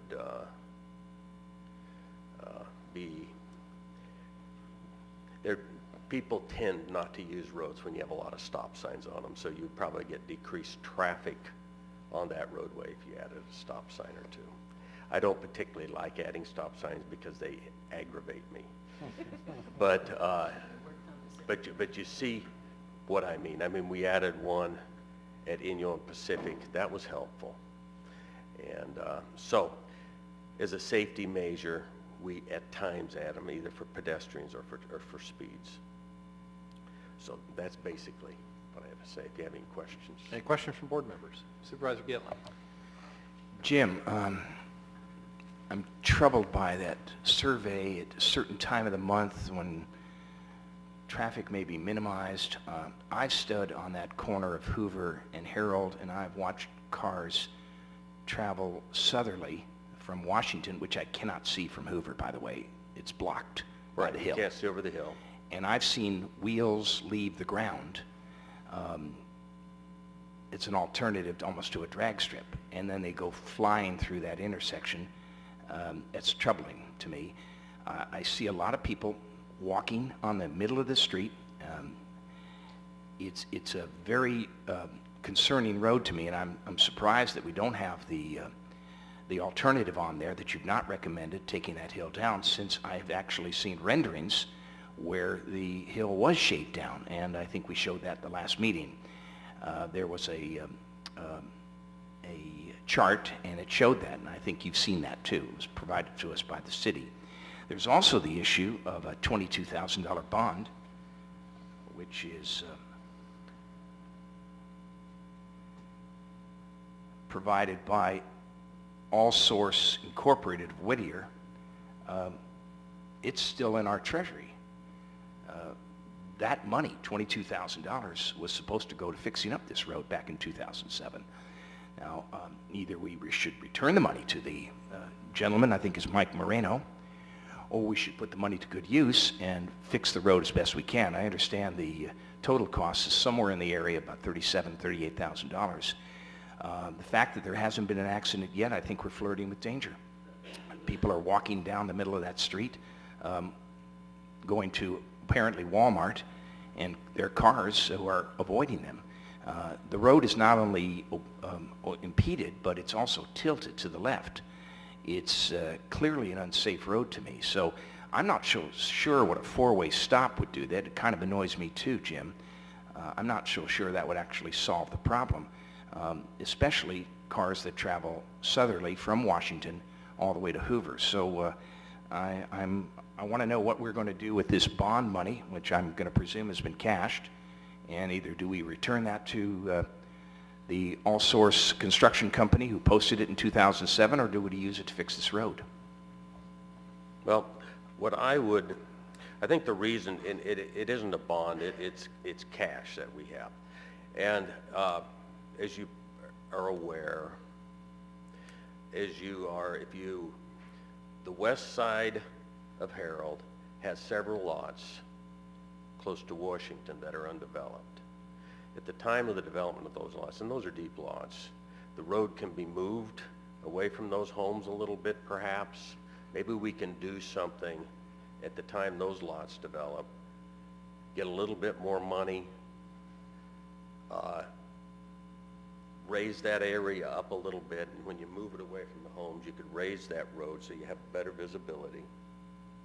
Make for some walking areas on the west side of the road. Have a little money to add to the money that the developers, hopefully, or the developers of those lots would put in to the pot to fix that area.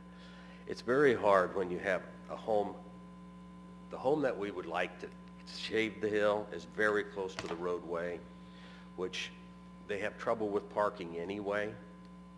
And you bring the road down a couple of feet, then to get out of the front door, you're only 18 feet from where people drive to the front door. You know, you have open the door, you have to have an area of about 4 feet, then you walk down several steps you'd have to build. In order to get there, you'd have to build a retaining wall. People would park next to the retaining wall in order to, because that's about the only place you'd have to park is in front of the house. Cars would be sitting right there next to the roadway. In order to get out of the driver's side, you have to keep away from the house, away from the retaining wall. It's just not a very easy thing to do for that particular lot, for those homeowners. And that's why I felt it would be better to move the road over when those lots to the west develop, and to hold that money to use with that money they would provide, or the land they'd provide to build those things. Well, Jim, can I just follow up a question on this? Back in 2007, either this Board of Supervisors or the County of Del Norte had a different opinion that they were going to do something. What changed?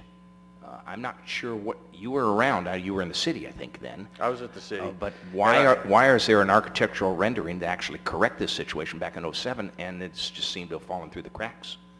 There was a design done for Harold Street, some improvement plans developed by the engineers for the Social Security building. And I think the county engineer at the time we're thinking of lowering that road. You see the vertical curve on the road. And because it's a bigger job, I wasn't there, I wasn't involved in it, so I really don't know. So what I'm speculating here, it ended up being a bigger job than the county felt the Social Security building should have to do. They put, I can tell you, as far as the city is concerned, they put a lot of water lines in. They did a lot of work on that corner when they built the building there. and then they put this money in lieu of trying to cut the hill and do all the things that would be nice to do on that road. So I think at that time, they felt that what the Social Security developers did was what they should do in order to satisfy what the county thought should be done on that corner. And the accident, what I like to look at is the facts on a situation like this. I like to see what's going on, what's happening. As engineers, we tend to be very practical.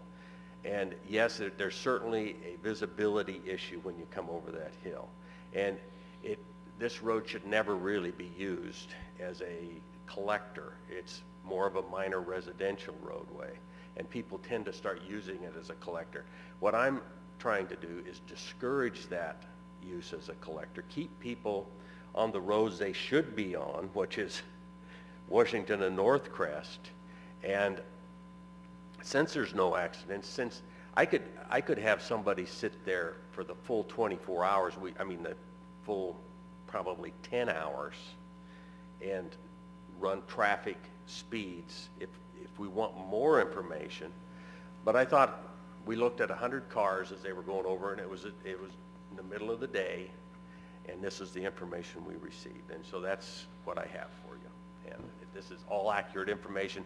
I'm unbiased in these things. I'm just trying to do what I think is the right thing. I certainly feel a responsibility if somebody were hit on that road. And so therefore, I don't have anything in this fight. I just want the right thing done. So the recommendation from staff at this point is do a four-way stop sign there. Either is that correct? Leave it as is or do a four-way stop, and then at such time as there's further development along that road between Hoover and Washington, we take some action at that time, and we use that money that we've collected for that purpose. Okay. I'm going to open up public comment. So a lot of you have come to talk on this item. So if you want to, Tony, can you put a sign-up list? You have the list? I still. Okay. Yeah. If you've already signed up, then don't worry about it. So let's go ahead and start with the first person. Johnny Jacobs?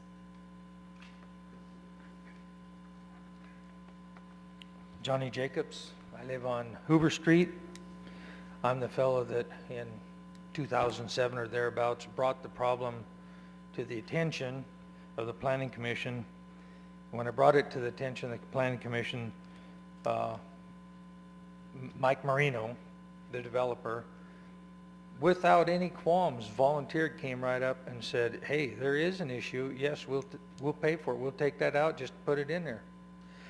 It just befuddles me to see that a developer that is cost-oriented could see the light and wanted to fix it without any discussion. You didn't have to twist his arm or beat him or nothing. He was willing. No price tag was affixed to it. He just simply stated, you're right, there's going to be a big increase when I put this here, and it is a blind intersection. He didn't say, I'll put a stop sign, that'll help your vision because you can see through the hill once I put a stop sign there, it'll be safe. He just says, you're right, I'll fix it. And they made it part of his building permit. And then we come along, we go, well, we can dismiss that building permit. We weren't serious about it. When we make rules here, we can change it at our own whim here. We took the money, but we really didn't mean it. Should we give it back? Hell yeah, you should give it back. If you didn't spend his money on it, to me, that's fraudulent. But we're not asking for a Cadillac Boulevard here. We're just simply asking somewhere down the line on this thing, put it on your list here, to come in and just cut the hill off. And as for Mr. Blackburn's approach coming in and out of his house, my God, they do those kind of things every day down in San Francisco. If you've ever been into the Hill District down there, you'll see how to do it because they've got everything from soup to nuts there. So it's not a marvel or an engineering feat. It just simply makes visibility, which stop signs do not. Thank you. Okay, thank you. Next speaker. Larry Allister?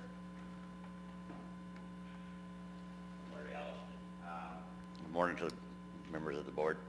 I have been born and raised in this county, in this town. I have lived on that corner for 47 years. I could stand here and talk to you about it for hours, but you can do all your tests and your surveys and all this and stand out there on certain days and say you don't see this and you don't see that. But I live right there on that corner, and many a times I have to run out there and slow people down because they're just constantly racing up and down through there because they're trying to use it as a bypass of North Crescent, Washington. As the one guy said, there hasn't been no wrecks there, but there's going to be a nasty wreck there just because I stand there and watch it every day. And I'd like to see you guys put in a four-way stop sign to slow down the traffic and get them deterred from going through there. They know they can just a straight shot down through there, and they do it all the time. As far as the hill, you know, I've been there 50 years.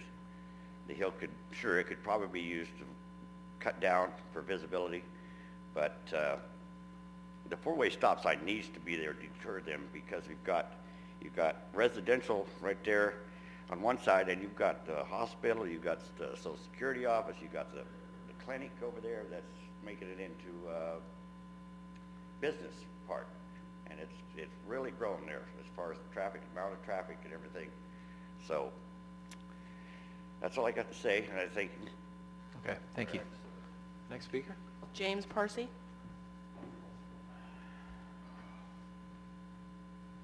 Good morning. I live on the 1300 block of Harold, which is more down towards Coolidge Street. I am a single father of a 6-year-old girl and an 8-year-old son. And on several occasions, I've had to come out and yell at people who were coming from Washington Boulevard towards Shop Smart, grabbing gears, you know, after they pass Hoover Street. There's not only one hill on Harold Street, there's 2 hills. There's one on the 1300 block of Harold. And if you're coming from Washington Boulevard towards Shop Smart and you're speeding, I mean, my kids are out there playing. On any given day, there's my children and there's probably 6 other children who are out there playing. And I'm afraid to leave my kids out there unattended. My neighbors see me out there all day long, every day when I'm not working, watching my kids. I've had verbal confrontations with people who have passed through there. I've had pretty close to some physical confrontations. It's not a matter of if a child's going to get hit, it's a matter of when. And by the grace of God, I hope it's not my kid or anybody else's on that street. And, you know, the four-way stop sign at Hoover Street, that's the temporary fix. I suggest you put a four-way stop sign at Coolidge and at Hoover Street because, you know, I invite any one of you to come and sit in my driveway and watch the traffic. I appreciate your survey at Hoover and Harold, but put that survey at Coolidge and Harold and tell me what the speed limits are. I guarantee you they're not 34 miles an hour. I guarantee it. You know what I mean? If my child gets hurt, I hate to see what would happen on my behalf, seriously. And so all I'm asking is some consideration for the kids who are in that community, in that neighborhood, really. So that's all I have to say. Thank you. Thank you for your time. Next speaker? Michael Fleming.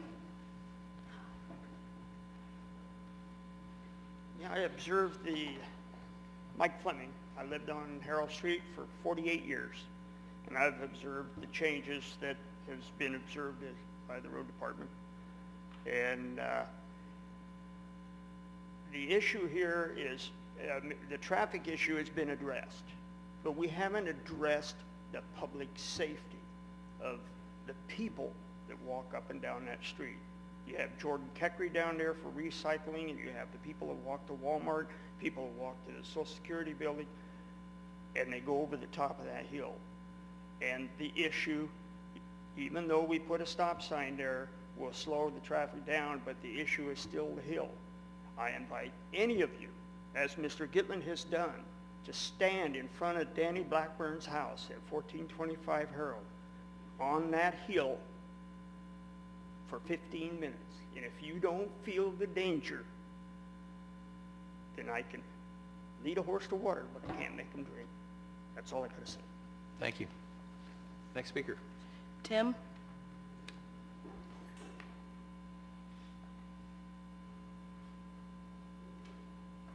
Tim Hoon, county resident, live on Harold Street, right near the corner of Hoover. And prior speakers have said this pretty well. It's it's a residential neighborhood. There's kids playing that street all day long, all evening, 800 cars a day.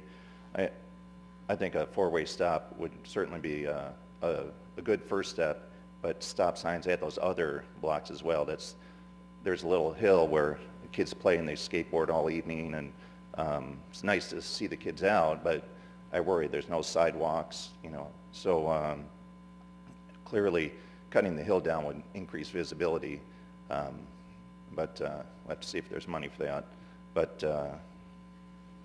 it seems to me pretty straightforward, and wouldn't cost much to put in stop signs along there and keep people on the busy street where they belong. All right. Thank you. Thanks, Tim. Next speaker. Jody Hoon.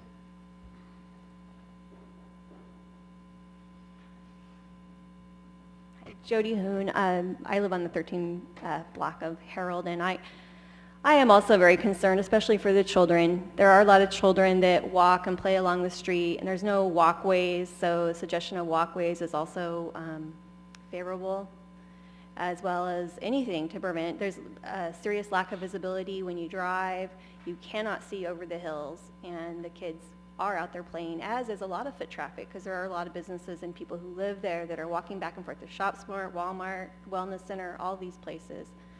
So I am concerned, and I do think that there's a high possibility of an accident. So, thank you. Thanks, Jody.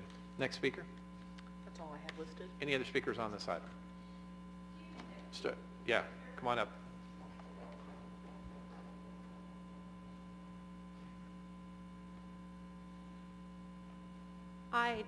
I'm Star Blackburn, I think I know all of you.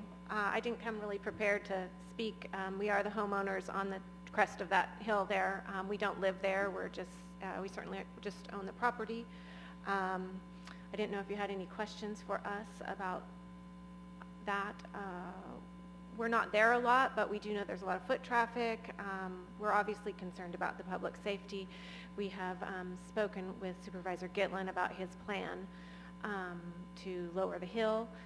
We'd like to see any progress that we can make.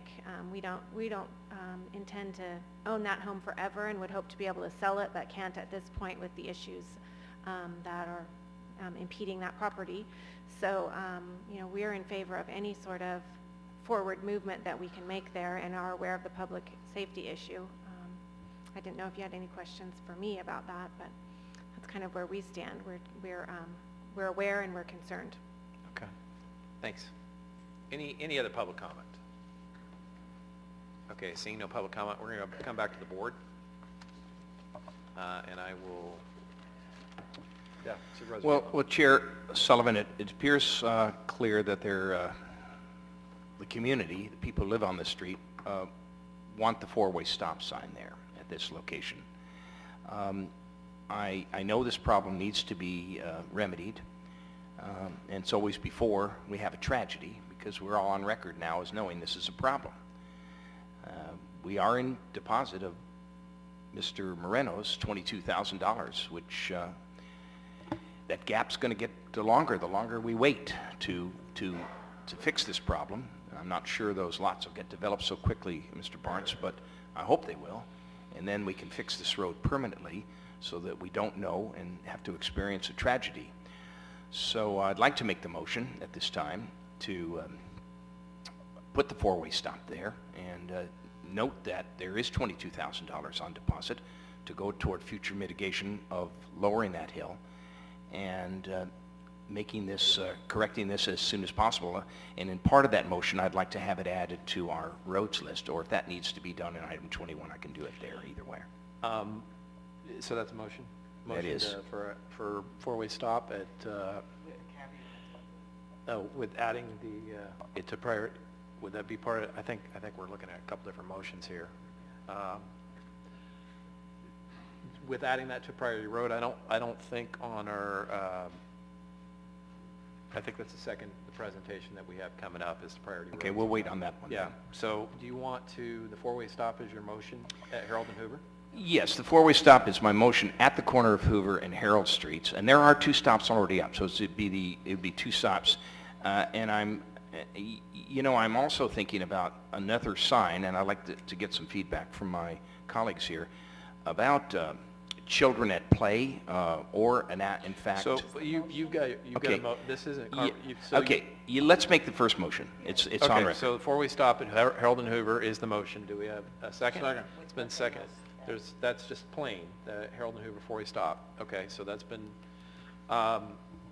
at this point, actually, I'd like to amend the motion and add Coolidge and Harold onto it as another four-way stop. I mean, that's, to me, makes sense to go ahead and do that, and I think the more deterrence, as Engineer Barnes had mentioned, is... I'll amend my motion affecting that also. Yeah. Is your second?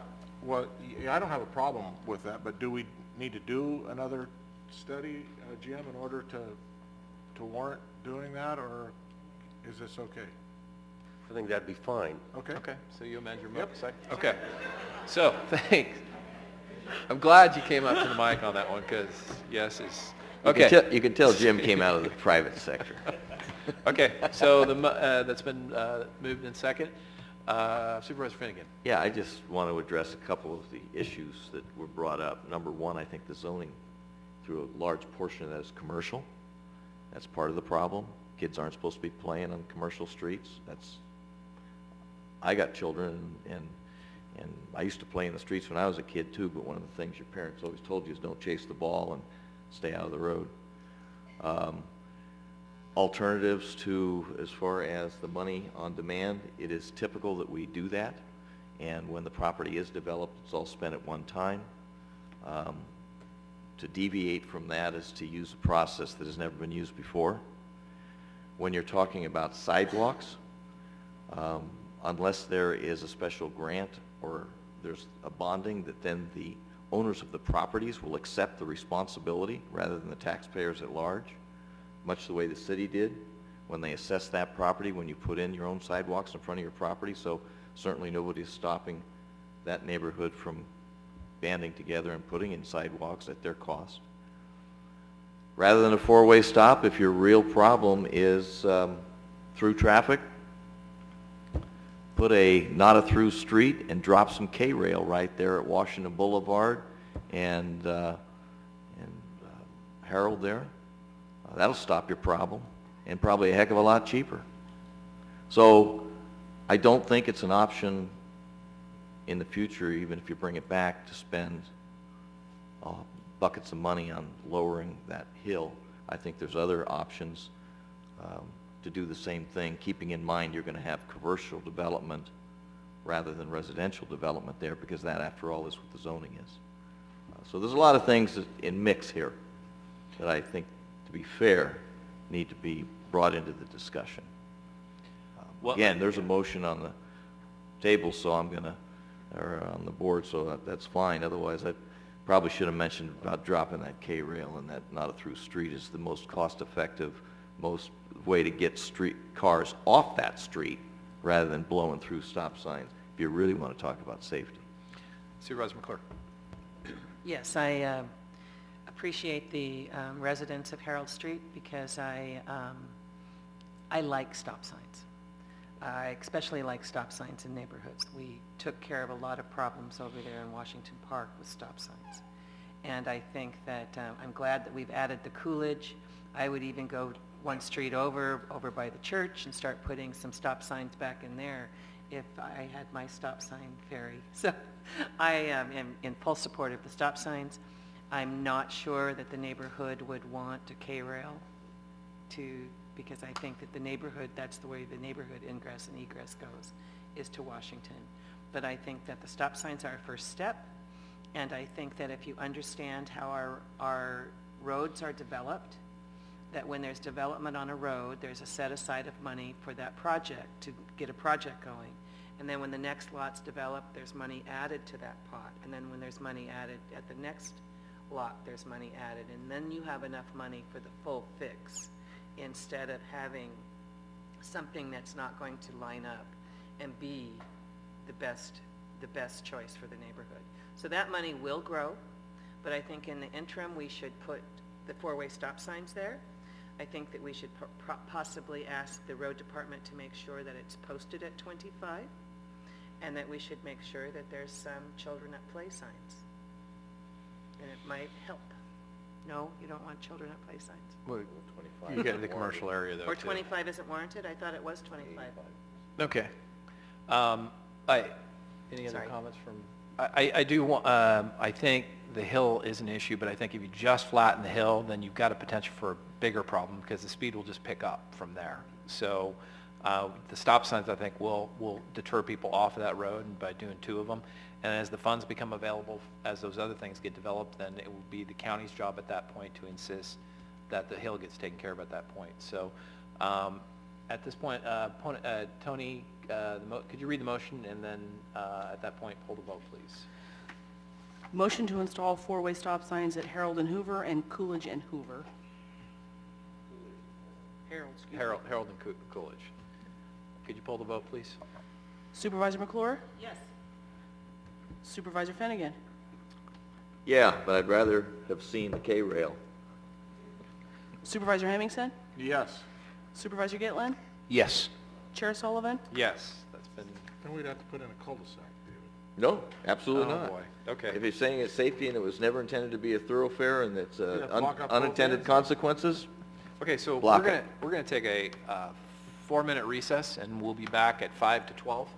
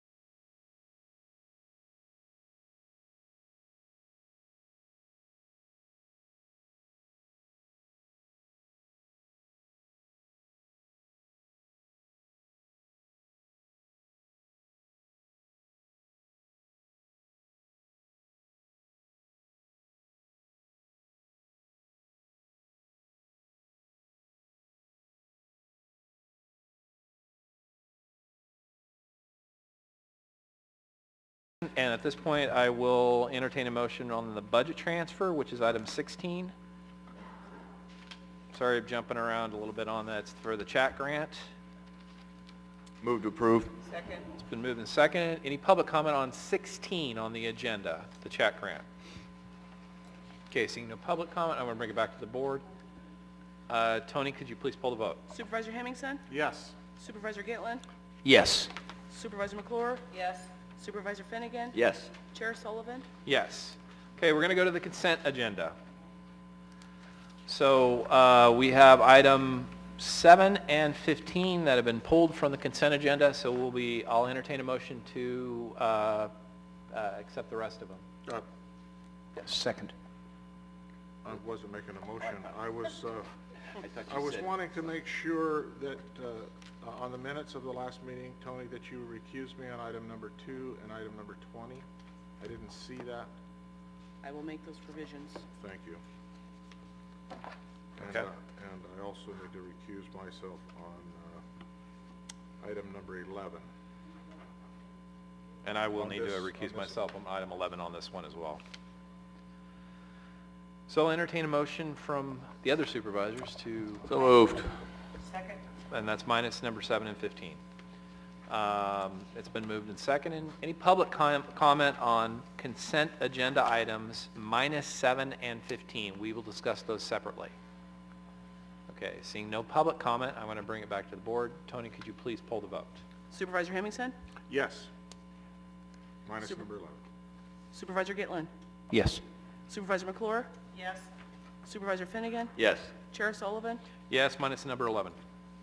Okay, so we're going to take the 2 items that were pulled. We'll take item number 7 to begin with. Approve and authorize the chair to sign amendment number 3 to agreement number 10-NNA08 with the State of California Department of Alcohol and Drug Program and the State Department of Healthcare Services for the period of July 1st through 2010 through June 30th, 2014, not to exceed a total contract amount of $1,800,778, and authorize the Director of Health and Human Services to sign any associated or required documents as they related to this agreement as requested by the Director of Health and Human Services. Supervisor Gitlin, you pulled this one. I did. And I received the agenda 72 hours ahead of time, so it's challenging to try to find out why this was not presented before so that we can verify numbers, but I'm seeing glaringly there's a $426,000 increase, and this is an amendment, so I'd like, that's about a 25% increase to 1.8 million and change for funding of this alcohol and drug program. So I appreciate it, but I would like to know ahead of time, Mr. Blatnick, when you have something like this on the agenda, if you can come perhaps a couple of weeks before and make a presentation as to why we're needing to increase this budget by 25%. So could you tell us that? Could you give a There's no increase in the budget. Okay, so We're adding an additional year. Instead of the state issuing a brand-new contract, the state, which reviews our programs every year, they've decided to just continue our program for an additional year. An additional year is exactly 25% because now it's a 4-year contract instead of a 3-year contract. It's the same program it's been, same funding, just continuing the funding 1 additional year. Okay, I'm reading from your discussion summary. This is what the only thing I can go off of. And it says amendment increases by $426,171 for a total of $1,800,000. It doesn't say for 1 additional year. It says that adds new funding for fiscal year 13-14. Okay, well, 2 weeks before, if I can see this and ask questions rather than at this meeting, it helps me understand this. So I'm going to ask you in the future to please present this ahead of time so I'm clear on this. I wasn't clear when I read this within the last 72 hours. I'll entertain a motion. So moved. It's been moved and seconded. I'm a little perplexed why it was pulled, but since it was pulled, I'll take the opportunity to thank you very much, Gary, for the great job you do. It just, it says right there that extending 2010 to 2014, and it further says the purpose of the amendment is to increase the contract amount for the fiscal years 2012 and 2013, which is the arrearages, how they bill. And number 3 there is adds new funding for fiscal year 13-14. Thank you. This is the way we've been doing it since I've been on here. Thanks. Sure. Any other questions from other supervisors on this? I don't think we would do a presentation. The majority of the board I would encourage that Supervisor Gitlin to have a meeting with Supervisor Blatnick in advance of the meeting to answer your questions. Okay, any public comment on this item? Okay, Tony, could you please pull the vote? Supervisor Hemmingson? Yes. Supervisor Gitlin? Yes. Supervisor McClure? Yes. Supervisor Finnegan? Yes. Chair Sullivan? Yes. Okay, the other item that we pulled was item 15. This is an item from last week. It was put back on the agenda, and it is to accept donated lots at Pacific Shores authorize and accept the donation of lots at Pacific Shores from Robert Black.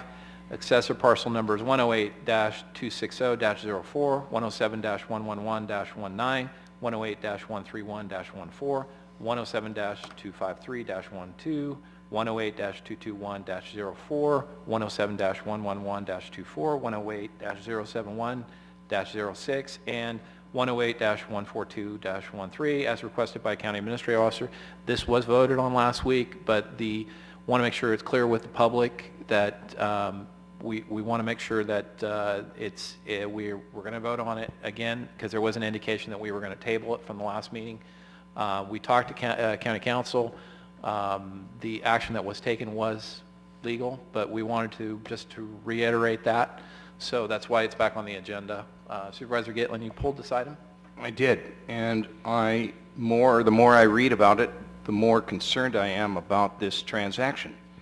I voted no last time. I intend to do that again. We should not be accepting property with conditions associated with the city attorney Black's contribution of these Pacific Shores parcels.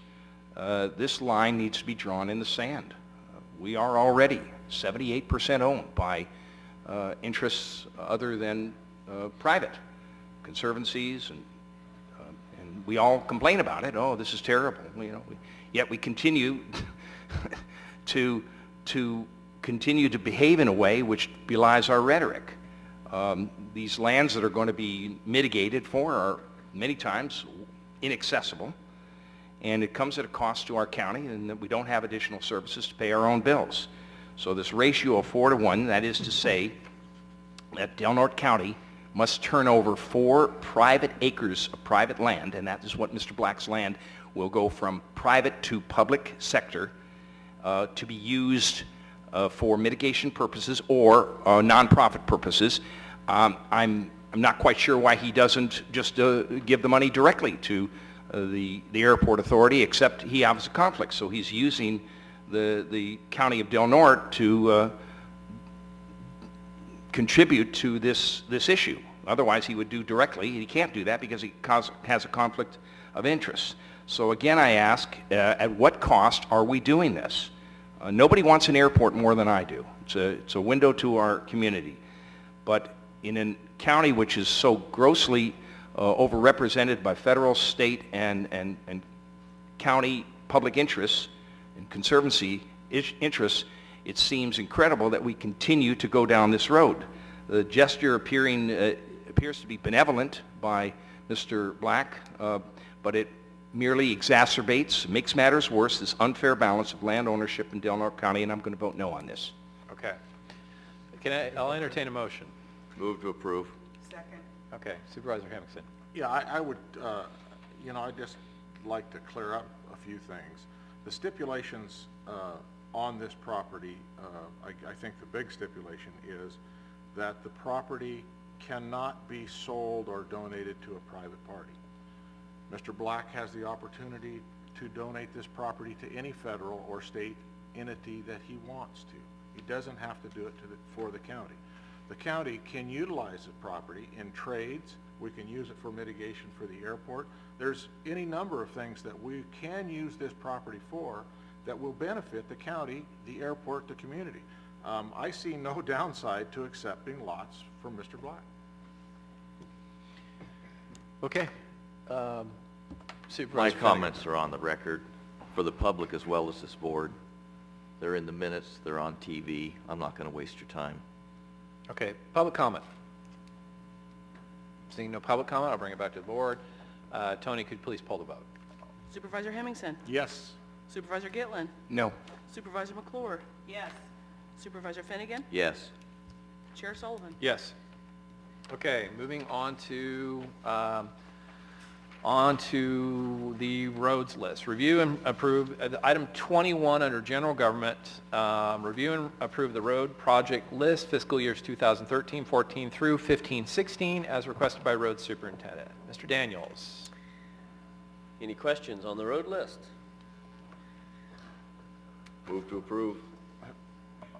It's been, got a motion? Move to adopt the road project list as presented. Okay. Chair Sullivan? Yeah. Can we amend this list at this time? There's Can a we motion. add something to it? Well, we have a motion on the floor. so Second. It's been moved and seconded. Yeah, you could ask the person that made the motion. Otherwise, the procedure is that we would do public comment, bring it back to board, vote on that motion. And if you wanted additional motion, then you'd put it out there. Well, then Supervisor Finnegan, would you consider amending your motion to add Harold Street? No, I would not. Would you amend your motion to add Wonderstone? Would Only you- if I can add Redwood Road. There you go. No. The list goes on. There's, you know, for those of us that have worked with the road department and transportation for years, understand how this is formulated. And it's not just priority, but it's also with priority funding.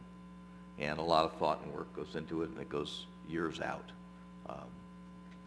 And it's basically to do that, to stop these little projects that supervisors throughout time, including myself, have tried to wedge in there. Mr. Daniels, you want to just kind of give us a brief summary of how we've come to the conclusion on the existing roads list? Well, we certainly looked at the pavement management program that we've been using for the last several years. I'm not certain exactly how many, but excuse me, doggone summer colds, huh? They're not very fun. And then we also look at some of our more priority roads where most of the traffic in Del Norte County drives on. So, you know, those are the ones, they may have a good number in the pavement management program, but they're getting used by everybody, commercial, residential.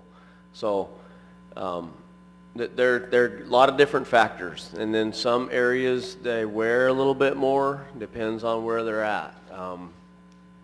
It depends on water. Water is the biggest factor in Del Norte County for roads. If you get the water off the road, it tends to work a little better. Structure of the road, if it was built good, then it might last you longer. So we don't have the funds to actually do a seal coat on a lot of our roads like we should be doing. It would be nice to have that extra $400,000 or $500,000 a year to do that, but we don't. So until we can find those funding sources, then, you know, we're just going to limp along with what we can. You'll see on our list of roads, a lot of them are not funded. That's kind of a wish list for us. And those are roads that many people in Del Norte County drive on. We would love to spend a lot of money on our roads, but some of our roads is drainage, and that's one of our biggest issues is drainage in the county. So you might look at a road, you drive on, it's black, it's beautiful, it's painted nice, but yet what's underneath the road is probably more important than what's on top of the road. So it's real critical to think about that. It's not just the road surface, but that's what everybody looks at. So, you know, we tend to look what's underneath the road. So other than that, I'm not really, you know, we look at a lot of different roads in the county. Depends on where's people driving at, where's the majority of the people going, you know, and those are going to get the most services. So Jeff, what are the criteria to adding problems to your list, your long list of roads? There's never going to be a shortage of work for you to do. I know that. But what criteria do you look at? So we're looking at a road like Harold, which I'd like to simply get it on the list. I know we can't do anything about it, but we'd like to get it on the list first. And then at some point, what are your criteria and how do you address prioritizing? I think what has already been touched on that particular road was when the developer develops once more on the properties adjacent to what's there, then then that's the time when we should do something, when we gather a little more money, because the money that is actually in the kitty right now is, in my opinion, not enough. So in other words, what you're saying is as those developments get done, that will jump the road up to priority list in terms of getting done as Absolutely, as the property gets absolutely. developed. As property develops, then as funds come in, then when we have more money to do those particular projects in those areas. That particular area, you know, you got commercial property, you got residential. We also have to keep in mind that, you know, it is residential, and, you know, they're, in the residential area, it's 25.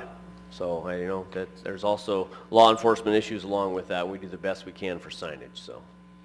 Well, and I think it's important for the public to be aware as of October of last year, the Secure Rural Schools is done. And that's what's the approximate amount that we get for roads out of that per year? We're looking around 680,000. That was the last divvy of money. 680,000. So that's really not a whole lot of money. It went But from it would went allow from it. 1.2 down to what it is today by the, you know, just they keep dwindling. So. Okay. Okay, so we have an existing motion. Mr. Chair, just to be fair, you want to double check the protocol for when there's a motion on the floor. If it's amended, that's fine. Everything's hunky-dory. If it's not amended and somebody wants to make a subsequent motion, whether it's the second motion that takes priority to be voted on first, or whether it has to wait. Did you verify that? It would be the second motion that would be voted on first. Okay, so. I thought you might have misspoken. I don't want somebody bringing this back for a third time. Okay. So So if there there's was a a request, I competing- think Supervisor Gitlin requested for an amendment to the motion, and you didn't, as. Right, so as he well has the as- right to make a motion. No, I didn't. No, He I has- didn't. I didn't make any motion. He You has have the, to- you no, have the No, let me ability. be clear. motion. I asked Mr. Daniels, what's the protocol No, for let's- adding a road? No, hold on a second. Let me jump you back a little bit further than that. You asked Supervisor Finnegan if he would amend his motion to add And he Harold said onto no. it. Okay, so that was Prior the- to that, you wanted to make another motion. I And you were- did prior and- to, and- that's and correct. you were And Chair told, Sullivan corrected it. I simply asked. and I was bringing up that was not the correct answer that you received. So if in fact you wanted to make that motion, have at it, because it would get voted on first. No, that's not my intention. My intention was one of clarity, learning from Jeff, what's the protocol in adding a road to your priority list? It was not a motion, and that was what I just asked you, and you clarified that for me. Okay. So I appreciate that. Okay. Just to clarify, because it's going to be pretty blatant on TV, you wanted to have a secondary motion to have the road list amended with Harold Street.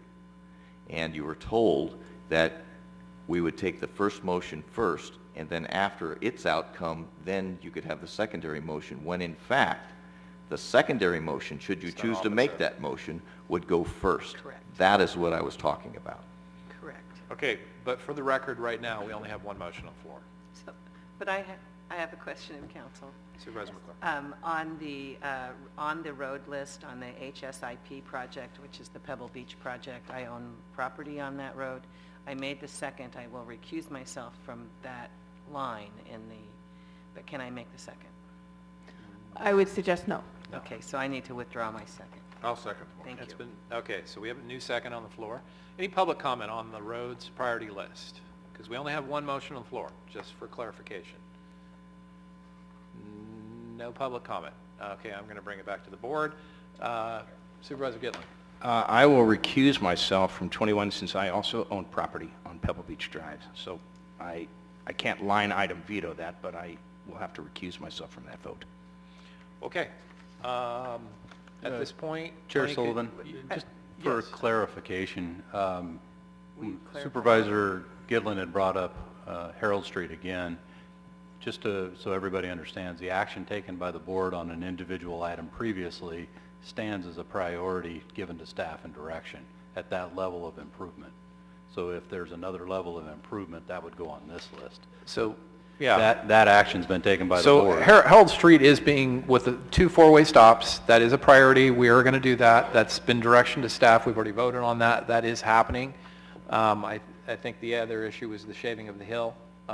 And I think at this point, we're waiting for the development of the properties. So the motion, yes. Can you clarify?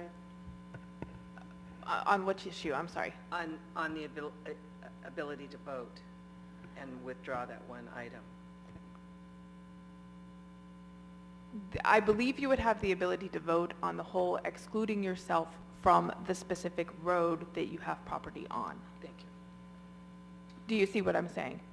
Okay, so let me So in other understand words, this. So you you're would- saying I do not need to recuse myself do from not item need to 21, recuse even though yourself. I own property that will be affected by? You do not need to recuse yourself from the entire item of 21.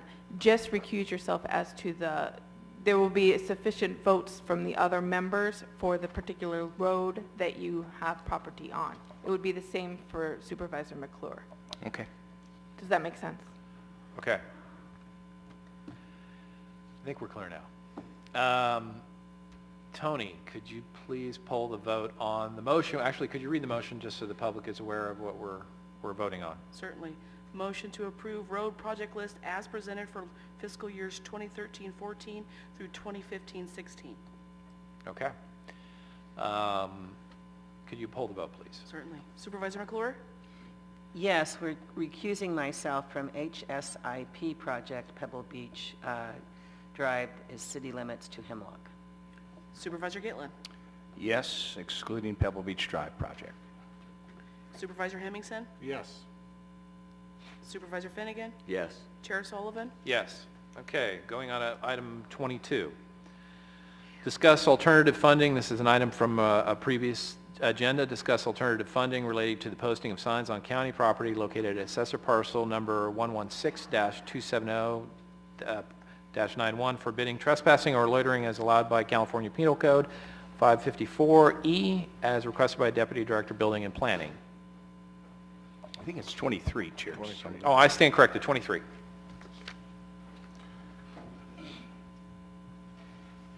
Hi, Heidi.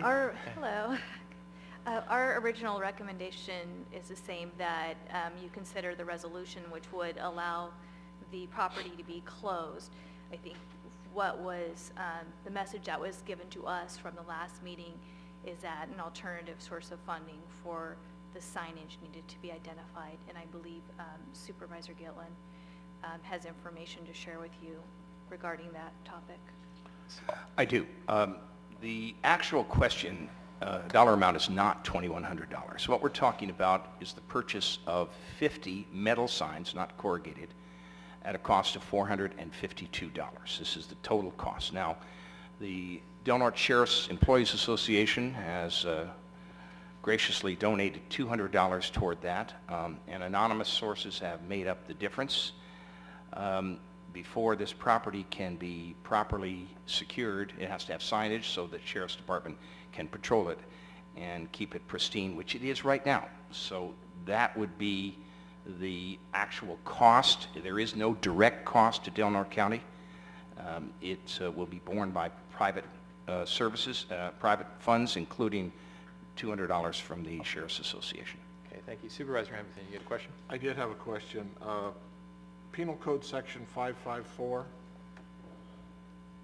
is that an administrative citation, or is that a criminal? Or not criminal, but criminal or... It's a misdemeanor. So there's no spot in here for an administrative citation? There is existing in our county code. Okay, so we can use an administrative citation, Yes. so this doesn't end up costing us more to prevent the issue than it does for us to jail Exactly. Our somebody? administrative citation ordinance allows us to use that in lieu of other enforcement options. Great. Perfect. Thank you. Okay, so do I have a I'll entertain a motion. I'd like to make that motion. Can I make one additional comment first so that everybody has the economics cleared on this? Walmart donated $400 to the cleanup of this. According to Del Norte Solid Waste Management Authority, Kevin reported that only $214.90 was required to haul this 3 tons of debris away. So I'm going to do a little check swapping with Walmart and get the correct amount, so the amount of cost from even the anonymous sources will hopefully go down, so there will be virtually no costs again on this project. So you have having a said motion? that, so I have a motion to approve item 23 forbidding trespassing or loitering as allowed by the California Penal Code, Section 554E, as requested by the Deputy Director of Building and Planning. Okay, do we have a second? Second. It's been seconded. Any public comment? I have a question of the blight officer. Supervisor McClure. Just for clarification's sake, in the paper today, which is sometimes correct and sometimes incorrect. Yeah. There was a listing of about, it was either $1,100 or $2,100 of a transfer station fee that came out of your budget? We had funds available. No, that's not my question. Well, Did that happen? No, that did not happen. So there were no funds taken out of CDD for this? No, none. Okay, good. Good. So Thank you. along those lines, under the financing of this topic, it says the Public Nuisance Budget Unit 416, $1,100 for disposal fees for cleaning to be paid for using the funds from the professional services. We had identified funds that we could use if they were necessary, so they weren't necessary. They're not necessary now. We don't need to spend that. Okay. So we are not spending any, we're not spending any county funds? No. Okay. So just along these lines, I know that we've had you before us for years on the process and the protocol of cleaning up blighted areas when the county is involved. When you're involved, your hours are involved. And dollars are involved in how we have to go, because it's, when you're spending government money, you have to actually go through an RFP, if not an RFQ, to identify who's going to do the hauling. Like Johnny Jacobs was the recipient of one of those in more than one account. What's the process and the protocol you use to expend monies? Because I recall every time you've done that, you come before the board and get authorization to take it to the next step. And seeing as how we were the property owner, wouldn't we be consulted first?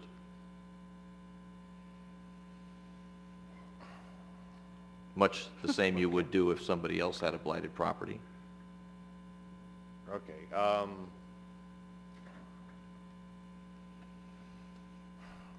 I don't have a specific answer for you right on that one. I can get you an answer later.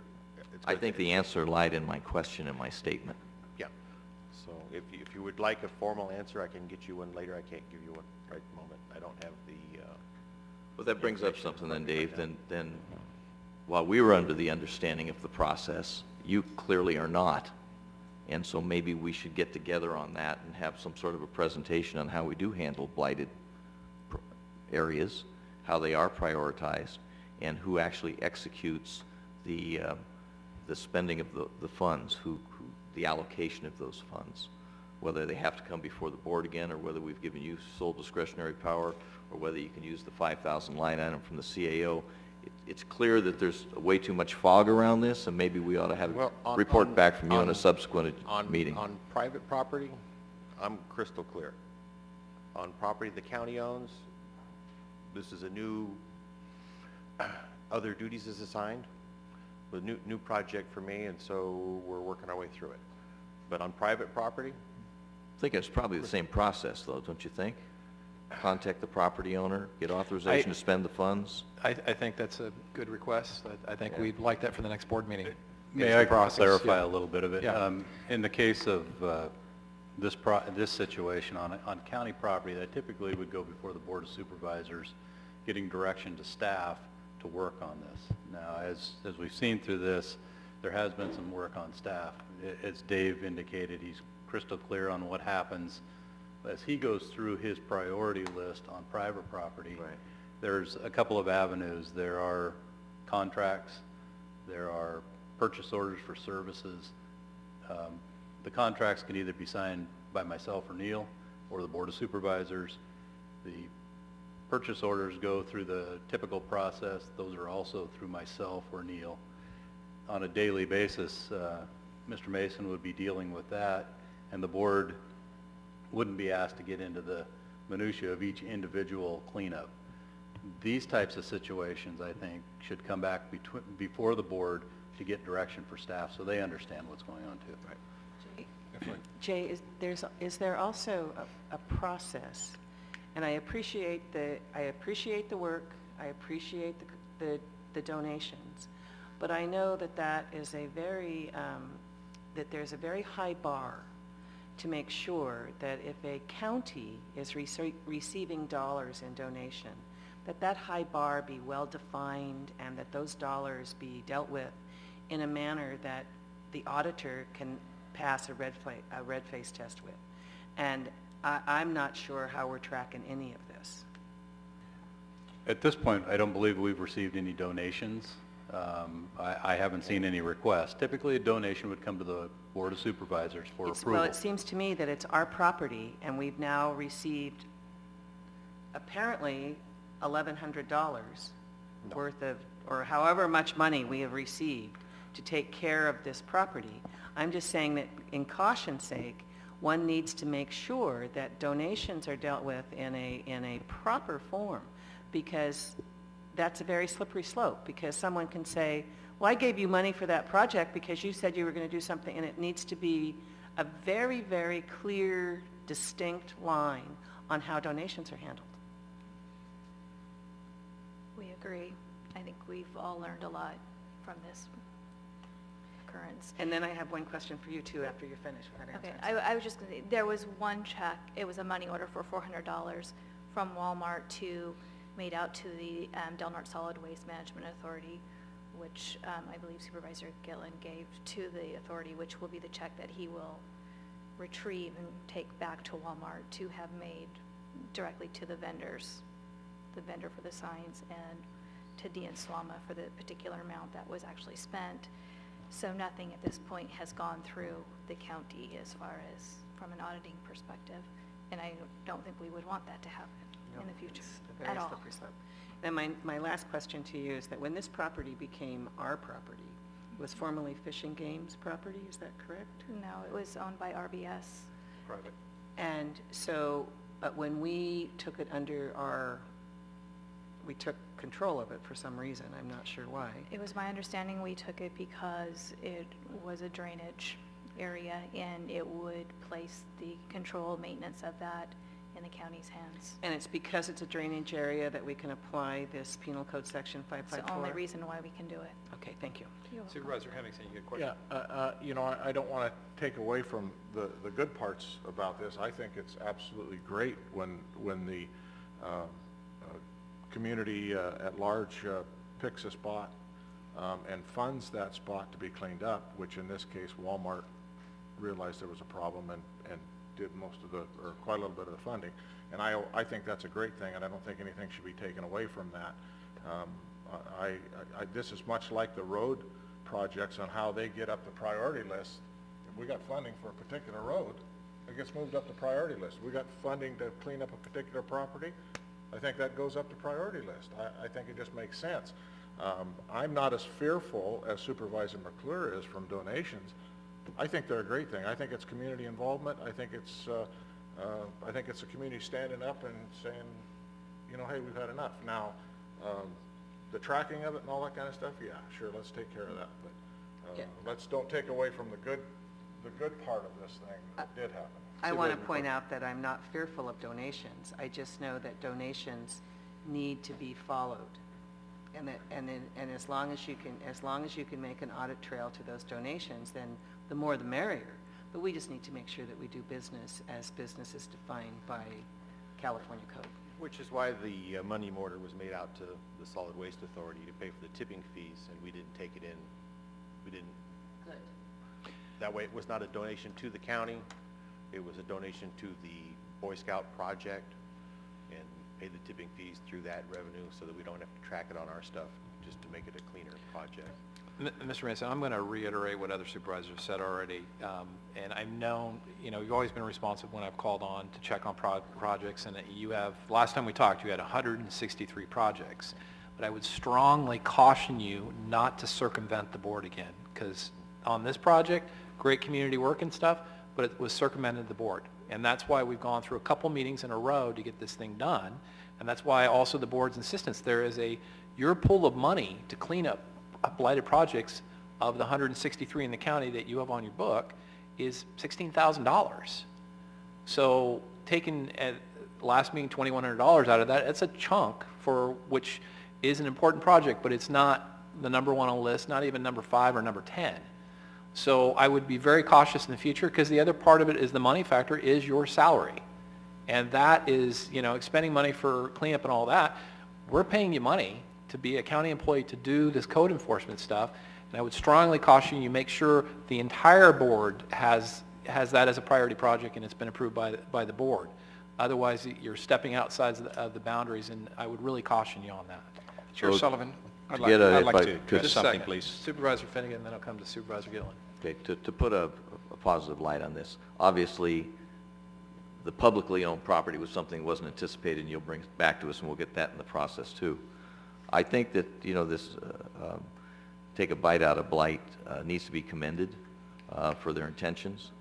I think that what I assumed is it was dealing mostly with private properties, because that's really what we've always dealt with. We didn't have to deal with public properties before.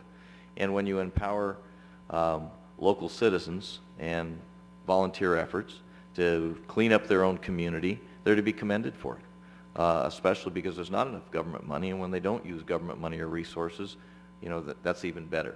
Much the way neighborhood watch programs are benefited. So I don't want that to get lost in the mix. I think it's a process issue that we need to correct or highlight, but the principle behind community involvement and donations and taking care of your own neighborhood, and I got a couple on Quinlan for you, Roger, that I want you to look at. I think that's great, and they're to be commended for it. So, Supervisor Gillen. You know, Supervisor Finnegan, we're in the process of cleaning up a home in the Birch Track in your area. And I want to commend Code Enforcement Officer Mason and Deputy Director Heidi Kunstall for your exemplary work. This is what makes you members of the community, which makes me proud of you as government employees, that we actually get through a problem. This is our backyard. Take a look around. Take a look around at this county and look at what you see. I see shopping carts in the street. I see fouled up lots. Yes, the Take a Bite Out of Blight program is designed to help the elderly and people who cannot fix up their homes, and we're going to continue to do that. But when we see something that is wrong, we're going to address it. And we walk through this very slowly. And I'm sorry that if my other colleagues have not been on board from the early beginning. That's kind of on you. Get on board and let's clean up our county. This is where we welcome people to come here. And if we have a dirty, filthy county... Just a second. Well, I'm not done. Just a second. I'm not done. I'm not going to yield the floor. I'm not going to yield the floor. Right now, you need to let me finish, Chair Sullivan, and then you can speak. We're trying to clear up and clean up this place, and you can disagree with it all you want, but I'm not going to let you excoriate two exemplary employees for doing what I consider a superb job, and you will not scold them in my presence, and I won't allow it. Now you can speak. Last time I checked, we had a democracy, so let's call it what it is. But Supervisor Gitlin, I would encourage you in the future, if you have projects, to bring it to the board as a whole, not individually go out on your own and do it unless it's private properties. And how dare you accuse this board of not addressing blight? That's all we've been doing for the last 7 or 8 plus years. Now, I know that's prior to you coming to the board, but there's been a lot of work done on cleaning up blight in this whole county. So I commend you on the work you've done, but don't take shots at the board in the process without the facts. Supervisor McClure. Yes, I want to just go on record that I appreciate your hard work by all means, and it was this board that made it possible that we had a blight ordinance. In fact, we led the way for the city and the county because it was David and I were on this board, and it was our brainchild to make sure that this was the first step. The second step was to get a blight officer. And the third step was to try to figure out how to do the program in relationship to complaints and having people, to be respectful of property rights and at the same time be able to clean our community up.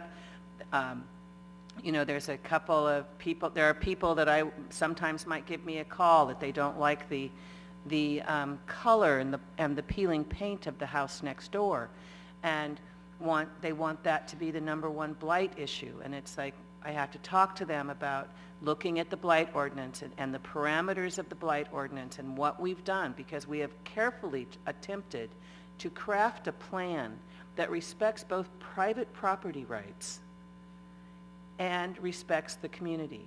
And I take offense that you believe, Mr. Getlin, that we live in a filthy, dirty community. I love my community. I know we have issues, but this is a place that I honor. I need a retort, please. I didn't say we live in a dirty, filthy community, Supervisor McClure. You put the words in my mouth. We live in a beautiful community. And we have some eyesores in this community that need to be addressed. So I kindly not allow you to put words in my mouth. Oprah Winfrey, 18 years ago, came here and she said, and we're going to invite her back in 2 years, "Get me out of this dirty place." She said that. She's on record as saying that when she came here 18 years ago. And we're going to have her back here in 2 years and have a look-see. Can we call the question? Yeah. Okay. Any public comment? Mr. Lonsdale.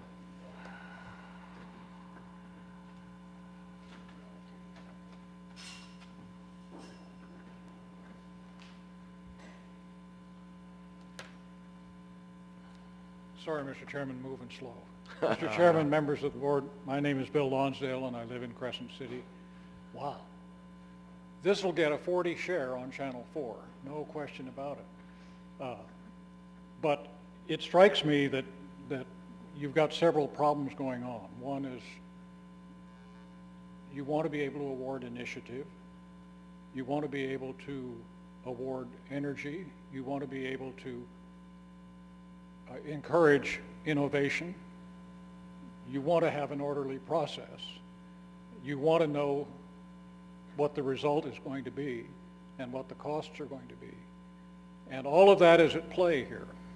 And that's probably why we're having some of the emotion we're having. But I think one good point has been made in favor of initiative and energy. My supervisor has brought a lot of energy to the board and to the community. And a lot of the things that are going on are being propelled by that energy.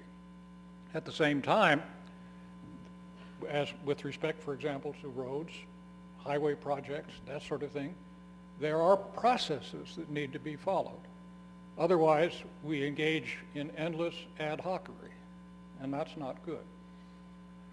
So I would encourage the board as a whole and individual members of the board to play well together.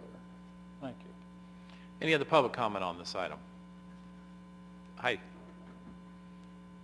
I would just like to say I am the supervisor for code enforcement, so I want to also accept any responsibility for lack of following the process. And I just want you to know that we hear what you're saying and we won't make those mistakes again. Any other public comment on this item? Okay, I will bring it back to the board. Tony, could you please pull the vote? Supervisor McClure? Yes. Supervisor Finnegan? Yes. Supervisor Hemmingson? Yes. Supervisor Gitlin? Yes. Chair Sullivan? Yes. Okay, moving on to item 24, consider miscellaneous legislative and budget matters pertinent to the County of Del Norte. Authorize the chair to sign and send appropriate letters with respect to matters pending before the state or federal governments. We did not have any on this agenda other than the urgency item. Okay, we'll If go ahead you'd and like take to that up at this point then. Urgency item was added to the agenda earlier, which would be approved for the board to, of the board, okay. For the chair of the board to sign letter to Honorable Wes Chesbro, Honorable Noreen Evans in opposition to AB 537 as amended. Move to approve. Second. It's been moved to second. Any public comment on this item? Okay, bring it back to the board. All those in favor? Aye. Any opposed? Passes unanimously. Yes means no. Okay, item 25. We're going to adjourn now as the Board of Supervisors will reconvene as the Board of Equalization to consider and approve a stipulation to value parcel number 115-030-02, 2011-12, tax rolls for Roberts. Luis.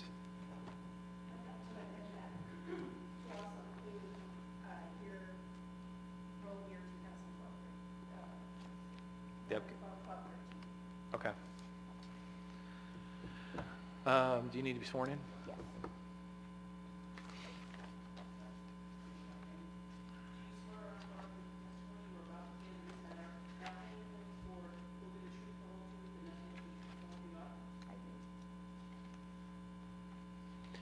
Louise? Yes. Good afternoon, Chairman Sullivan and honorable board members. If you can give us a brief. Okay, we had this stipulation, they filed a protest with this property has been under Prop 8 since 2009-10. In 2011-12, they decided to take it to the appeals. They had a tax representative that got involved. What has happened, the reason why the delay is we requested information and we didn't receive any response from the property owner. So therefore, as work prevailed, we were able to get this on the agenda. After the appraiser, chief appraiser, Jennifer Perry did the appraisal, we came to the conclusion that yes, it did need a significant reduction. It's not in operation right now. The property is for sale for more than what we appraised it, but that's an asking price, so we feel that this was a fair appraisal. What property are we talking about? Crescent Beach, excuse me, Beachcomber, the Beachcomber. I'm Okay, sorry, there Beachcomber, you- owned by yeah. Roberts. I'm sorry. Right, That's my fault. gotcha. And we have pictures if you need to. And just for the record, there's no relation to the Sullivan on this thing to me. Yeah, I'm okay. not related to that at all. Yeah. Yes. Right.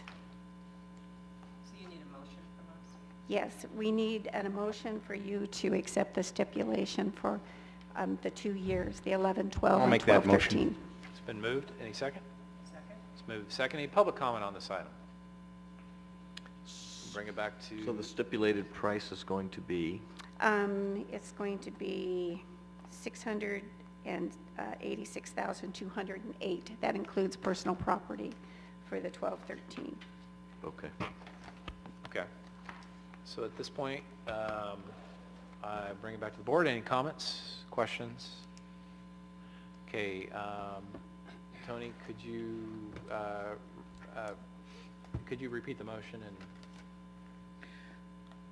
Motion to approve stipulation to value for assessor parcel number 116-27091 to include roll years 11-12 and 12-13. What? Oh, I'm sorry, 115-03002. Okay. Could you pull the vote? Supervisor Hemmingson? Yes. Supervisor Finnegan? Yes. Supervisor McClure? Yes. Supervisor Gatlin? Yes. Chair Sullivan? Yes. Okay, thank you. Other than that, we are... Can I have one? Yeah, go ahead. I forgot to bring up one thing during item 23. And Yeah, we're back to the... we will adjourn as the Board of Equalization and reconvene as the Board of Supervisors. And that when I was talking about the trails of that property, I had mentioned Dundas Road, and I had the wrong road. It's behind Hidden Creek there, and there are trails that go all the way back to Downey. And thank you for correcting that, because I received calls from constituents saying And- what she's talking about. And it was totally just me having 2D roads in my head. So Thank I you. apologize. Appreciate it. Okay. At this point, we're going to adjourn until our next regularly scheduled meeting.